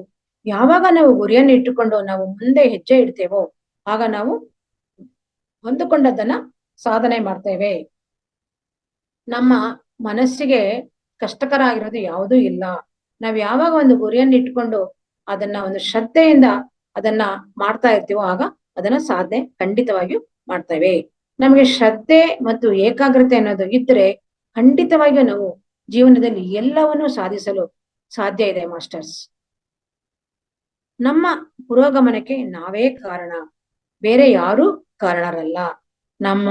ನಾವು ಹಾಳಾಗೋದಕ್ಕೂ ನಾವೇ ಕಾರಣ, ನಮ್ಮ ಉದ್ಧಾರ ಆಗೋದಕ್ಕೂ ನಾವೇ ಕಾರಣ. ನಾವು ಉದ್ಧಾರ ಆಗ್ಬೇಕು ಅಂದ್ರೆ ನಾವು ಸಾಧನೆ ಮಾಡ್ಬೇಕು. ನಾವು ಹಾಳಾಗ್ತೀವಿ ಅಂತಂದ್ರೆ ನಾವು ಸೋಮಾರಿಗಳಾಗಿರ್ತೇವೆ ಅಷ್ಟೇನೆ. ನಾವು ಹಾಳಾಗೋದಕ್ಕೆ ಏನ್ ಕಾರಣ? ನಮ್ಮಲ್ಲಿರುವ ಒಂದು ಸೋಮಾರಿತನ, ಆಲಸ್ಯ. ಅದೇ ಉದ್ಧಾರ ಆಗೋದಕ್ಕೆ ನಮ್ಮಲ್ಲಿ ಏನ್ ಕಾರಣ? ನಮ್ಮಲ್ಲಿರುವ ಒಂದು ಶ್ರದ್ಧೆ, ಒಂದು ಆಸಕ್ತಿ, ಒಂದು ಏಕಾಗ್ರತೆ ನಮ್ಮನ್ನ ಉದ್ಧಾರ ಮಾಡೋದಕ್ಕೆ ಕಾರಣ. ಗೌತಮ ಬುದ್ಧ ಏನ್ ಹೇಳ್ತಾ ಇದ್ದಾರೆ? ನೀವು ದೇವಸ್ಥಾನಗಳಿಗೆ, ಮಸೀದಿಗಳಿಗೆ, ಚರ್ಚ್ಗಳಿಗೆ ಹೋಗಿ ಪ್ರಾರ್ಥನೆಗಳನ್ನ ಮಾಡ್ತೀರಾ. ಕೇವಲ ಪ್ರಾರ್ಥನೆಗಳಿಂದ ನಿಮ್ಮ ಸಮಸ್ಯೆಗಳು ಪರಿಹಾರ ಆಗುವುದಿಲ್ಲ. ಪ್ರಾರ್ಥನೆಗಳಿಂದ ನೀವೇನನ್ನು ಸಾಧನೆ ಮಾಡೋದಕ್ಕೆ ಆಗುವುದಿಲ್ಲ. ನೀವು ಸಾಧನೆಯನ್ನ ಮಾಡ್ಬೇಕು. ನೀವು ಸಾಧನೆ ಮಾಡಿದ್ರೆ ಮಾತ್ರ ಏನಾದ್ರೂ ಸಾಧಿಸಲು ಸಾಧ್ಯ. ಬರೀ ಪ್ರಾರ್ಥನೆಯಿಂದ ಏನು ಸಾಧ್ಯ ಇಲ್ಲ. ಈಗ ನಾವು ಮನೆಯಲ್ಲಿ ರಾಮಾಯಣ, ಮಹಾಭಾರತ, ಭಗವದ್ಗೀತೆ ಈ ತರ ಎಲ್ಲಾ ಪುಸ್ತಕಗಳನ್ನು ದೇವರ ಮನೇಲಿ ಇಟ್ಕೊಂಡು ಪೂಜೆ ಮಾಡ್ತೀವಿ. ಯಾಕೆಂದ್ರೆ ಅಲ್ಲಿರೋ ಒಂದು ಜ್ಞಾನ ನಮಗ್ ಬರ್ಲಿ ಅಂತ. ಬರುತ್ತಾ ಮಾಸ್ಟರ್ಸ್? ಪೂಜೆ ಮಾಡಿದ್ರೆ ಬರುತ್ತಾ? ಖಂಡಿತ ಬರಲ್ಲ. ಆ ಭಗವದ್ಗೀತೆಯನ್ನ ತೆಗೆದು ಓದಬೇಕು, ರಾಮಾಯಣವನ್ನ ತೆಗೆದು ಓದಬೇಕು. ಅದರಲ್ಲಿ ಇರುವ ಒಂದು ಜ್ಞಾನವನ್ನ ನಾವು ತಿಳ್ಕೊಬೇಕು. ಆ ಜ್ಞಾನವನ್ನ ತಿಳ್ಕೊಂಡು ನಮ್ಮ ಜೀವನದಲ್ಲಿ ಅಳವಡಿಸ್ಕೊಳ್ಳಲು ಪ್ರಯತ್ನ ಪಡಬೇಕು. ಆವಾಗ ಅದು ನಮಗೆ ಅರಿವಾಗುತ್ತದೆ. ಸುಮ್ಮನೆ ಅದನ್ನ ಇಟ್ಕೊಂಡು ವರ್ಷಾನುಗಟ್ಲೆ ಪೂಜೆ ಮಾಡಿದ್ರೆ ಸಾಧ್ಯ ಇದೆಯಾ? ಸಾಧ್ಯ ಇಲ್ಲ. ಇದು ನಾವು ಗೊತ್ತಿಲ್ಲದೆ ಅದನ್ನ ತಗೊಂಡೋಗಿ ದೇವ್ರ ಮನೆ ಇಟ್ಟು ಪೂಜೆ ಮಾಡ್ತಾ ಇರ್ತೀವಿ. ಅದರ ಒಂದು ಶಕ್ತಿ ನಮಗ್ ಬರುತ್ತೆ ಅಂತ. ಬರಕ್ ಸಾಧ್ಯ ಇದೆಯಾ? ಖಂಡಿತ ಸಾಧ್ಯ ಇಲ್ಲ. ಈಗ ವೀಣೆ ಅಂತಂದು, ಈಗ ವೀಣೆ ಕಲಿಬೇಕು ಅಂತ ನಮ್ಗೆ ಆಸೆ ಇರುತ್ತೆ. ನಾವೇನ್ ಮಾಡ್ತೀವಿ? ತಂದ್ ವೀಣೆನ ಇಟ್ಬಿಟ್ಟು ಒಂದ್ ಮೂಲೆಯಲ್ಲಿ ಇಟ್ಬಿಟ್ಟು ದಿನ ಅದಕ್ಕೆ ಪೂಜೆ ಮಾಡ್ತೀವಿ. ಬರುತ್ತಾ? ವೀಣಾವಾದನ ಮಾಡಕ್ ಬರುತ್ತಾ ನಮ್ಗೆ? ಎಷ್ಟು ವರ್ಷ ಮಾಡಿದ್ರೇನು ಅದು ವೀಣಾವಾದನ ಬರುತ್ತಾ? ನಮ್ಗೆ ಬರೋದಿಲ್ಲ. ಆ ವೀಣೆಯನ್ನ ತಗೊಬೇಕು, ಅದನ್ನ ಒಂದು ಆ ವೀಣಾ ವಾದಕರ ಜೊತೆ ಆ ಗುರುಗಳ ಜೊತೆಯಲ್ಲಿ ನಾವು ಅದನ್ನ ಕಲಿಬೇಕು, ಸಾಧನೆ ಮಾಡ್ಬೇಕು, ನಿರಂತರವಾಗಿ ಅಭ್ಯಾಸ ಮಾಡ್ಬೇಕು. ಆಗ ನಮ್ಗೆ ಆ ವೀಣೆಯನ್ನ ನುಡಿಸೋದಿಕ್ಕೆ ಕಲ್ತ್ಕೊಳ್ತೇವೆ. ಸುಮ್ಮನೆ ಏನೋ 2 ದಿನ 3 ದಿನ ಕಲ್ತ್ರೆ ಬರೋದಿಲ್ಲ. ನಿರಂತರವಾಗಿ ಅಭ್ಯಾಸ ಮಾಡ್ಬೇಕು, ಆವಾಗ್ಲೇ ಅದು ಬರೋದಿಕ್ಕೆ ಸಾಧ್ಯ. ಗೌತಮ ಬುದ್ಧ ಹೀಗೆ ಎಲ್ಲಾ ಕಡೆ ಪ್ರಪಂಚ ಪರ್ಯಟನೆ ಮಾಡ್ತಾ ಇರುವಾಗ ನೋಡ್ತಾ ಇದ್ರಂತೆ, ಯಾವ ಮನುಷ್ಯನು ಸುಖವಾಗಿಲ್ವಲ್ಲ, ಏನು ಕಾರಣ? ಪ್ರತಿಯೊಬ್ಬ ಮನುಷ್ಯನು ದುಃಖದಿಂದ ಇರೋದಕ್ಕೆ ಏನ್ ಕಾರಣ ಅಂತ ನೋಡ್ತಾ ಇದ್ನಂತೆ. ಯಾಕೆ ಕಾರಣ ಅಂತಂದ್ರೆ ಅವ್ರು ಏನ್ ಮಾಡ್ಬೇಕು ಅದನ್ನ ಮಾಡ್ತಾ ಇಲ್ಲ, ಏನ್ ಮಾಡ್ಬಾರ್ದು ಅದನ್ನ ಮಾಡ್ತಾ ಇದ್ದಾರೆ. ಹಾಗಾಗಿ ಪ್ರತಿಯೊಬ್ಬರು ಸಹ ದುಃಖದಿಂದ ಇದ್ದಾರೆ. ಅವ್ರಿಗೆ ಬೇಕಾಗಿರೋದನ್ನ ಅವ್ರು ಬಿಟ್ಟು ಬೇಡ ಇರೋದನ್ನ ತಲೆಗೆ ಹಾಕೊಂಡು ಅವರು ದುಃಖ ಪಡ್ತಾ ಇದ್ದಾರೆ. ಏನ್ ಮಾಡ್ಬಿದ್ರೆ ಸುಖ ಇದೆ ಅಂತ ಅವ್ರಿಗೆ ಗೊತ್ತಾಗ್ತಾ ಇಲ್ಲ ಅಂತ ಗೌತಮ ಬುದ್ಧ ಆ ರೀತಿ ತಿಳ್ಕೊಂಡ್ರಂತೆ. ನಮ್ಮ ಕಾಯಿಲೆಗಳನ್ನ ನಾವೇ ವಾಸಿ ಮಾಡ್ಕೊಳ್ಬೇಕು, ನಮ್ಮನ್ನ ನಾವೇ ಉದ್ಧಾರ ಮಾಡ್ಕೋಬೇಕು. ಬೇವಿನ ಬೀಜ ಹಾಕಿದ್ರೆ ಮಾವಿನಕಾಯಿ ಬಿಡುತ್ತಾ? ಇಲ್ಲ. ಯಾವ ಬೀಜ ಹಾಕಿದ್ರೆ ಆ ಮರ ಬೆಳೆಯುತ್ತೆ. ಹಾಗೆ ನಮ್ಮ ಕರ್ಮಗಳು ಹೇಗಿರುತ್ತೋ ಆ ರೀತಿ ನಮ್ಮ ಜೀವನ ನಡೀತಾ ಇರುತ್ತೆ. ನಾವು ಎಲ್ಲಾ ಶಕ್ತಿಯನ್ನು ಪಡ್ಕೊಂಡು ಅದನ್ನ ಸರಿಯಾದ ರೀತಿಯಲ್ಲಿ ಉಪಯೋಗಿಸಿಕೊಳ್ಳದಲೆ ನಾವು ಸುಮ್ಮನೆ ಬೇರೆಯವರ ನಿಂದನೆ ಮಾಡ್ತಾ ಇರ್ತೇವೆ. ಆದ್ದರಿಂದ ನಾವು ಯಾರನ್ನೂ ನಿಂದನೆ ಮಾಡಬಾರ್ದು. ನಮ್ಮಲ್ಲೇ ಒಂದು ಅದ್ಭುತವಾದ ಶಕ್ತಿ ಅಡಗಿದೆ, ಅದನ್ನ ನಾವು ಸರಿಯಾದ ರೀತಿಯಲ್ಲಿ ಉಪಯೋಗಿಸಿಕೊಳ್ಳಬೇಕು.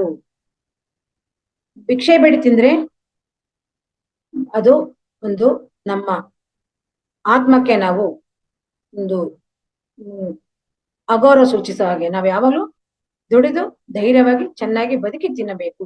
ನಾವು ದುಡಿಬೇಕು, ತಿನ್ನಬೇಕು, ಭಿಕ್ಷೆ ಬೇಡಿ ತಿನ್ನಬಾರದು. ಪರಾಧೀನನಾಗಿ ಬದುಕಬೇಡ ಅಂತ ಹೇಳ್ತಾ ಇರೋದು. ಆಕಾಶದಿಂದ ಯಾವ್ದು ನಮ್ಮ ಕಷ್ಟಗಳು ಬಂದು ಬೀಳೋದಿಲ್ಲ. ನಮ್ಮ ದೇಹದಿಂದಲೇ ನಾವು ಅದನ್ನ ಉದ್ಭವ ಮಾಡ್ಕೊಳ್ತೇವೆ. ನಮ್ಮ ಕಷ್ಟಗಳನ್ನ ನಾವೇ ಉದ್ಭವ ಮಾಡ್ಕೊಳ್ತೇವೆ. ಮೇಲಿಂದ ಯಾವ ಕಷ್ಟ ಆಗ್ಲಿ ಯಾವ ಸುಖ ಆಗ್ಲಿ ಬರೋದಿಲ್ಲ. ಎಲ್ಲವೂ ಸಹ ಕಷ್ಟ ಆಗ್ಲಿ ಸುಖ ಆಗ್ಲಿ ನಮ್ಮ ದೇಹದಲ್ಲಿ ಅಡಗಿದೆ. ನಾವು ಮಾಡುವ ಸಾಧನೆಯಿಂದ ನಾವು ಕಷ್ಟ ಸುಖಗಳನ್ನ ಅನುಭವಿಸ್ತಾ ಇರ್ತೇವೆ. ನಾವು ಯಾವಾಗ್ಲೂ ಒಳ್ಳೆಯ ಸಾಧನೆಯನ್ನ ಮಾಡಿದಾಗ ಒಳ್ಳೆಯ ಜೀವನ ಖಂಡಿತವಾಗಿಯೂ ರೂಪಿಸಿಕೊಳ್ಳಬಹುದು. ಈಗ ನಮ್ಮ ಗುರುಗಳು ಹೇಳ್ತಾರೆ, ಧ್ಯಾನ ಕಲಿಯಕ್ಕೆ ಎಷ್ಟೊಂದ್ ಜನ ಬರ್ತಾರೆ. ಅವರು ಹಾಗೆ ಧ್ಯಾನ ಕಲಿಯಕ್ ಬಂದಾಗ ನಮ್ ತಾಯಿಗೆ ಹುಷಾರಿಲ್ಲ, ನಮ್ಮ ತಂದೆಗೆ ಹುಷಾರಿಲ್ಲ, ಏನಾದ್ರು ಉದ್ಧಾರ ಮಾಡಿ ಅಂತ ಕೇಳ್ತಾರೆ. ಆಗ ಗುರುಗಳು ಹೇಳ್ತಾರೆ, ನನ್ನ ಅಣ್ಣನಿಗೆ ನಾನು ಏನು ಮಾಡಕ್ ಆಗ್ಲಿಲ್ಲ, ನಿಮ್ಮ ಅಪ್ಪ ಅಮ್ಮ ನಾನು ಮಾಡಕ್ಕಾಗತ್ತ? ಅವರವರ ಕಾಯಿಲೆಯನ್ನ ಅವರವರ ಕಷ್ಟಗಳನ್ನ ಅವರೇ ಉದ್ಧಾರ ಮಾಡಿಕೊಳ್ಳಬೇಕು. ಅವ್ರು ಧ್ಯಾನ ಮಾಡಿದ್ರೆ ಅವ್ರು ಉದ್ಧಾರ ಆಗ್ತಾರೆ. ನನ್ನ ಅಣ್ಣನೂ ಸಹ ಸೋಯಸಿಸ್ ಅನ್ನೋ ಒಂದು ಕಾಯಿಲೆಯಿಂದ ನರಳ್ತಾ ಇದ್ರು. ಆದ್ರೆ ಧ್ಯಾನಕ್ಕೆ ಬರ್ಲಿಲ್ಲ ಅವರು ಧ್ಯಾನ ಮಾಡಿದ್ರೆ ಅವ್ರು ಉದ್ಧಾರ ಆಗ್ತಾರೆ. ನಾನ್ ಧ್ಯಾನ ಮಾಡಿದ್ರೆ ನನ್ನ ಅಣ್ಣನ್ಗೆ ಕಾಯಿಲೆ ವಾಸಿ ಆಗುತ್ತಾ ಅಂತ ಈ ರೀತಿ ಉದಾಹರಣೆಗಳನ್ನ ಹೇಳಿ ಅವರು ಮಾಸ್ಟರ್ಸ್ಗೆ ಹೇಳಿ ಕಳಿಸ್ತಾ ಇದ್ರು. ನಿನ್ನನ್ನ ನೀನೇ ಉದ್ಧಾರ ಮಾಡಿಕೊಳ್ಳಬೇಕು ಅಂತ. ಈಗ ನಮ್ಮ ಒಂದು PSSM ನ ಒಂದು ಎಂಬ್ಲಮ್ ಏನಪ್ಪಾ ಅಂತಂದ್ರೆ ಅಪ್ಪೋ ದೀಪೋ ಭವ, ಒಂದು ಮುದ್ರೆ. ಅಪ್ಪೋ ದೀಪೋ ಭವ ಅನ್ನೋದು ಈ ಗೌರ್ಮೆಂಟ್ ಆಫ್ ಇಂಡಿಯಾ ಆಫೀಸ್ಗಳಲ್ಲಿ ಸತ್ಯಮೇವ ಜಯತೆ ಅನ್ನುವ ಒಂದು ಇದನ್ನ ಹಾಕಿರ್ತಾರೆ, ಸ್ಲೋಗನ್ನ. ಗೌರ್ಮೆಂಟ್ ಆಫೀಸ್ಗಳಲ್ಲಿ ನಾವು ನೋಡಿದಾಗ ಸತ್ಯಮೇವ ಜಯತೆ ಅಂತ ಹಾಕಿರ್ತಾರೆ. ಅದೇ ರೀತಿ ನಮ್ಮ PSSM ನ ಎಂಬ್ಲಮ್ ಅಪ್ಪೋ ದೀಪೋ ಭವ ಅಂತ ನಮ್ಮ ಗುರುಗಳು ಹೇಳ್ತಾ ಇದ್ದಾರೆ. ಧ್ಯಾನ ಸಾಧನೆ ಮಾಡಿದ್ರೆ ಮುಕ್ತಿ ಸಿಕ್ಕುತ್ತೆ, ಧ್ಯಾನ ಬೋಧನೆ ಮಾಡಿದ್ರೆ ಪರಿಮುಕ್ತಿ ಸಿಕ್ಕುತ್ತೆ, ಧ್ಯಾನ ಪ್ರಚಾರ ಮಾಡಿದ್ರೆ ಮಹಾಪರಿಮುಕ್ತಿ ಸಿಕ್ಕುತ್ತೆ. ఎవరికి ವಾರೆ ಯಮುನಾ ತೀರೆ, ನಿನ್ನ ವಾಸ್ತವಕ್ಕೆ ನೀನೇ ಸೃಷ್ಟಿಕರ್ತ. ಅವರವರ ದೀಪವನ್ನು ಅವರವರ ಆತ್ಮವನ್ನು ಅವರೇ ಬೆಳಗಿಸಿಕೊಳ್ಳಬೇಕು. ಭಗವದ್ಗೀತೆಯ 6ನೇ ಅಧ್ಯಾಯದಲ್ಲಿ ಶ್ಲೋಕ 5, ಉದ್ಧರೇದಾತ್ಮನ ಆತ್ಮಾನಂ ನಾತ್ಮಾನ ಮದ ಸಾಧಯೇ ಆತ್ಮೈವ ಹ್ಯಾತ್ಮನೋ ಬಂಧು ಆತ್ಮೈವ ರಿಪುರಾತ್ಮನಃ.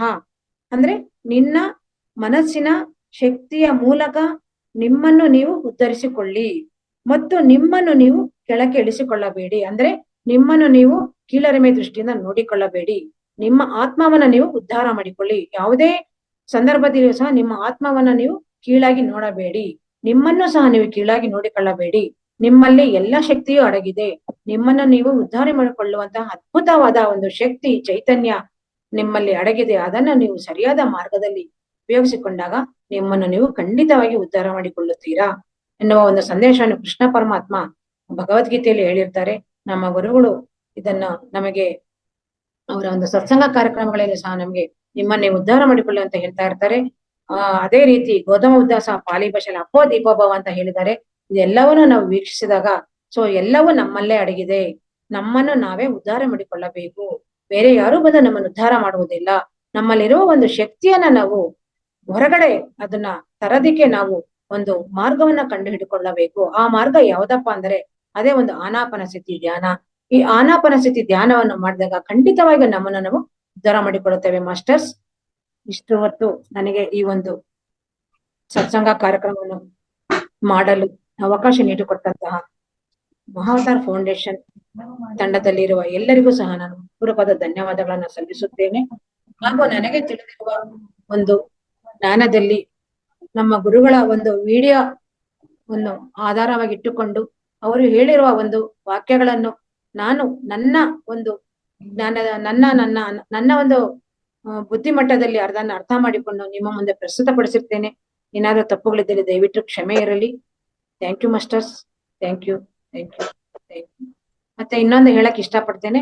ನಾನು ಸಹ ಈ ಧ್ಯಾನಕ್ಕೆ ಬಂದ ಮೇಲೆ ನನಗೂ ಸಹ ಧೈರ್ಯ ಬಂದಿದ್ದು, ನಾನು ಸಹ ಸಾಧನೆ ಮಾಡಿದ ಮೇಲೆ ನಾನು ಈ ಒಂದು ವೇದಿಕೆಯಲ್ಲಿ ಬಂದು ಇವತ್ತು ನಿಮ್ಮ ಮುಂದೆ ನನಗೆ ತಿಳಿದಿರೋ ಒಂದು ಜ್ಞಾನವನ್ನು ಹೇಳಕ್ಕೆ ನಾನು ಜ್ಞಾನ ಹೇಳೋದಕ್ಕೆ ಅವಕಾಶ ಸಿಕ್ಕಿದೆ. ಯಾಕೆಂತಂದ್ರೆ ನಾನು ಸಹ ಮುಂಚೆ ತುಂಬಾ ಹೆದರ್ತಾ ಇದ್ದೆ. ಏನಾದ್ರು ಹೇಳ್ಬೇಕು ಅಂದ್ರೆ ಯಾವಾಗ ನಾನು ಈ ಒಂದು ಧ್ಯಾನದ ಒಂದು ಸಾಧನೆಯನ್ನ ಮಾಡಿದ್ನೋ ಆ ಒಂದು ಶಕ್ತಿ ನನಗೆ ಈ ದಿನ ನಿಮ್ಮ ಮುಂದೆ ಇದನ್ನ ಪ್ರಸ್ತುತಪಡಿಸಕ್ಕೆ ನನಗೆ ಅವಕಾಶ ನೀಡಿದೆ. ಹಾಗಾಗಿ ಎಲ್ಲರೂ ಈ ಒಂದು ಧ್ಯಾನವನ್ನ ಮಾಡಿ, ನಮ್ಮಲ್ಲೇ ಎಲ್ಲಾ ಶಕ್ತಿಯು ಅಡಗಿದೆ, ನಮ್ಮಲ್ಲಿರುವ ಶಕ್ತಿಯನ್ನ ನಾವು ತಿಳ್ಕೊಂಡು ನಮ್ಮನ್ನ ನಾವು ಉದ್ಧಾರ ಮಾಡ್ಕೊಳ್ಬೇಕು ಅಂತ ನಾನು ಈ ಮೂಲಕ ಕೇಳ್ಕೊಳ್ತೇನೆ. Thank you masters. Thank you. Thank you madam. Mahavatar foundation ಪರವಾಗಿ ಮತ್ತು ಎಲ್ಲ ಆತ್ಮ ಬಂಧುಗಳ ಪರವಾಗಿ ಅನಂತವಾದ ಧನ್ಯವಾದಗಳು ಮೇಡಮ್. ತುಂಬಾ ಚೆನ್ನಾಗಿ ವಿಷಯನ ತಿಳಿಸಿಕೊಟ್ರಿ. ನಮ್ಮ ಉದ್ಧಾರಕ್ಕೆ ನಾವೇ ಕಾರಣ, ನಮ್ಮಿಂದಲೇ ಎಲ್ಲ ಉದ್ಧಾರ ಆಗ್ಲಿಕ್ಕೆ ಸಾಧ್ಯ, ನಮ್ಮ ಕೈಯಲ್ಲೇ ನಮ್ಮ ಉದ್ಧಾರ ಇದೆ. ಮತ್ತೆ ಹೇಗೆ ಸಚಿನ್ ತೆಂಡೂಲ್ಕರ್ ಕ್ರಿಕೆಟ್ ಜಗತ್ತಿನ ದೇವರು ಅನ್ಸ್ಕೊಂಡ್ರು, ಅವರು ಸಹ ಒಂದು ನಿರಂತರ ಪ್ರಯತ್ನದಿಂದ ಕನ್ಸಿಸ್ಟೆಂಟಿ ಬೀಟ್ ಟ್ಯಾಲೆಂಟ್ ಅನ್ನುವ ರೀತಿಯಲ್ಲಿ ಅವ್ರು ನಿರಂತರ ಪ್ರಯತ್ನ ಮಾಡಿ ಅಂತ ಒಂದು ದೊಡ್ಡ ಸಾಧನೆ ಮಾಡಿದ್ರು. ಆ ಸಾಧನೆಯ ಹಿಂದೆ ನಿರಂತರವಾದ ಒಂದು ಪ್ರಯತ್ನ ಇರುತ್ತೆ. ಹಾಗೆ ನಾವು ಒಂದು ಈ ಆಧ್ಯಾತ್ಮಿಕ ಧ್ಯಾನದಲ್ಲಿ ಬಂದಾಗ ನಿರಂತರ ಸಾಧನೆಯಿಂದ ಸುಭಾಷ್ ಪತ್ರಿಜಿ ಇರ್ಬೋದು, ಗೌತಮ್ ಬುದ್ಧ ಇರ್ಬೋದು, ಪ್ರತಿಯೊಬ್ರು ಒಂದು ಸಾಧನೆಯ ಮುಖಾಂತರ ನಿರಂತರವಾಗಿ ಅಭ್ಯಾಸ ಮಾಡಿ ಸಾಧನೆ ಮಾಡಿ ಆ ಒಂದು ಉನ್ನತ ಮಟ್ಟಕ್ಕೆ ಏರಿದ್ದಾರೆ. ಆ ಒಂದು ಜ್ಞಾನವನ್ನು ನಾವು ಇವಾಗ ತಿಳ್ಕೊಂಡ ಮೇಲೆ ಈ ಮೇಡಮ್ ಅವರ ಮುಖಾಂತರ ನಾವು ಸಹ ನಿರಂತರ ಪ್ರಯತ್ನವನ್ನ ಮಾಡಿ ಯಾವುದೇ ಕ್ಷೇತ್ರದಲ್ಲಾಗಲು ಸಾಧನೆ ಮಾಡಬಹುದು ಅನ್ನೋದನ್ನ ತುಂಬಾ ಚೆನ್ನಾಗಿ ತಿಳಿಸ್ಕೊಟ್ರಿ ಮೇಡಮ್. ಅನಂತವಾದ ಧನ್ಯವಾದಗಳು. ಈಗ ಯಾರಾದ್ರೂ ತಮ್ಮ ಅನುಭವ, ಥ್ಯಾಂಕ್ ಯು ಮೇಡಮ್, ಧ್ಯಾನದ ಬಗ್ಗೆ ಮತ್ತು ಈಗ ಹೇಳಿರ್ತಕ್ಕಂತ ಒಂದು ನಮ್ಮನ್ನು ನಾವೇ ಉದ್ಧರಿಸಿಕೊಳ್ಳಬೇಕು ಅನ್ನೋ ಒಂದು ವಿಷಯದ ಬಗ್ಗೆ ಯಾರಾದ್ರೂ ಮಾತಾಡೋದಿದ್ರೆ ಹ್ಯಾಂಡ್ ರೈಸ್ ಮಾಡಿ ದಯವಿಟ್ಟು ಮಾತಾಡಬಹುದು.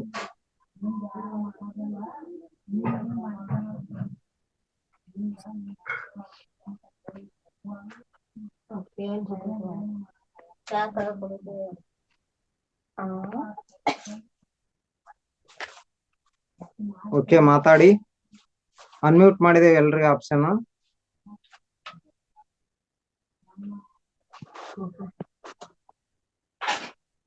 ಮೇಡಮ್ ಅವ್ರು ಚೆನ್ನಾಗಿ ವಿಷಯ ತಿಳಿಸ್ಕೊಟ್ಟಿದ್ದಾರೆ. ಯಾರಾದ್ರೂ ಮಾತಾಡೋದಿದ್ರೆ ಮಾತಾಡಿ ಅನ್ಮ್ಯೂಟ್ ಮಾಡ್ಕೊಂಡು.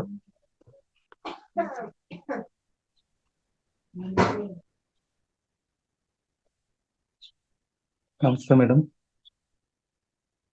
ನಮಸ್ತೆ ಮೇಡಮ್.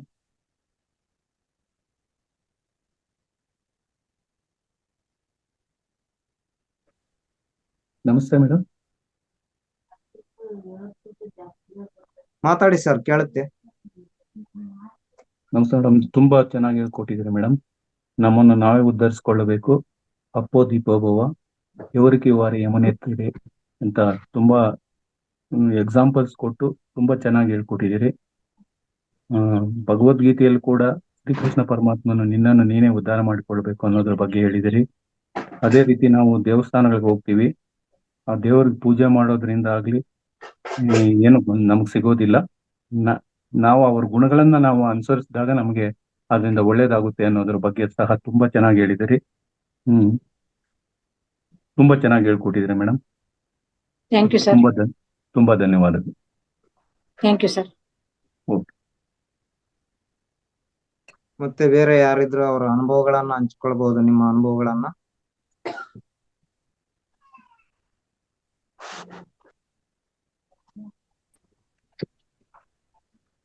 ನಮಸ್ತೆ ಮೇಡಮ್. ನಮಸ್ತೆ ಮೇಡಮ್, ಕೇಳುತ್ತೆ. ಸರ್ ಅದು ಧ್ಯಾನ ಮಾಡೋವಾಗ ಕೈ ಕಾಲು ಜೋಮ್ ಬಂದ್ಬಿಡುತ್ತೆ, ಏನ್ ಮಾಡೋದು ಅಂತ.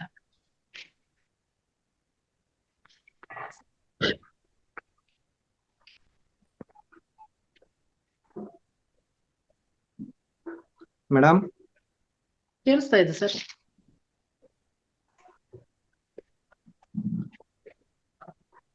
ಸ್ವಲ್ಪ ಕಾಲುಗೆ ಸಡಿಲ ಮಾಡ್ಕೊಳ್ಳಿ, ಏನು ಆಗೋದಿಲ್ಲ. ಇದು ನಾವು ಅದು ರಕ್ತ ಸಂಚಾರ ಆಗ್ದಲೇ ಇದ್ದಾಗ ಆತರ ಆಗುತ್ತೆ. ಸ್ವಲ್ಪ ಸಡಿಲ ಮಾಡ್ಕೊಳ್ಳಿ, ಆಮೇಲೆ ಮಾಡ್ತಾ ಮಾಡ್ತಾ ಸರಿ ಹೋಗುತ್ತೆ. ಸರಿ ಮೇಡಮ್, ನಿಮ್ಮ ಸ್ಪೀಚ್ ಬಹಳ ಚಲೋ ಆಯ್ತು ಮೇಡಮ್, ಖುಷಿ ಆಯ್ತು ಕೇಳಿ. Thank you madam. Thank you madam.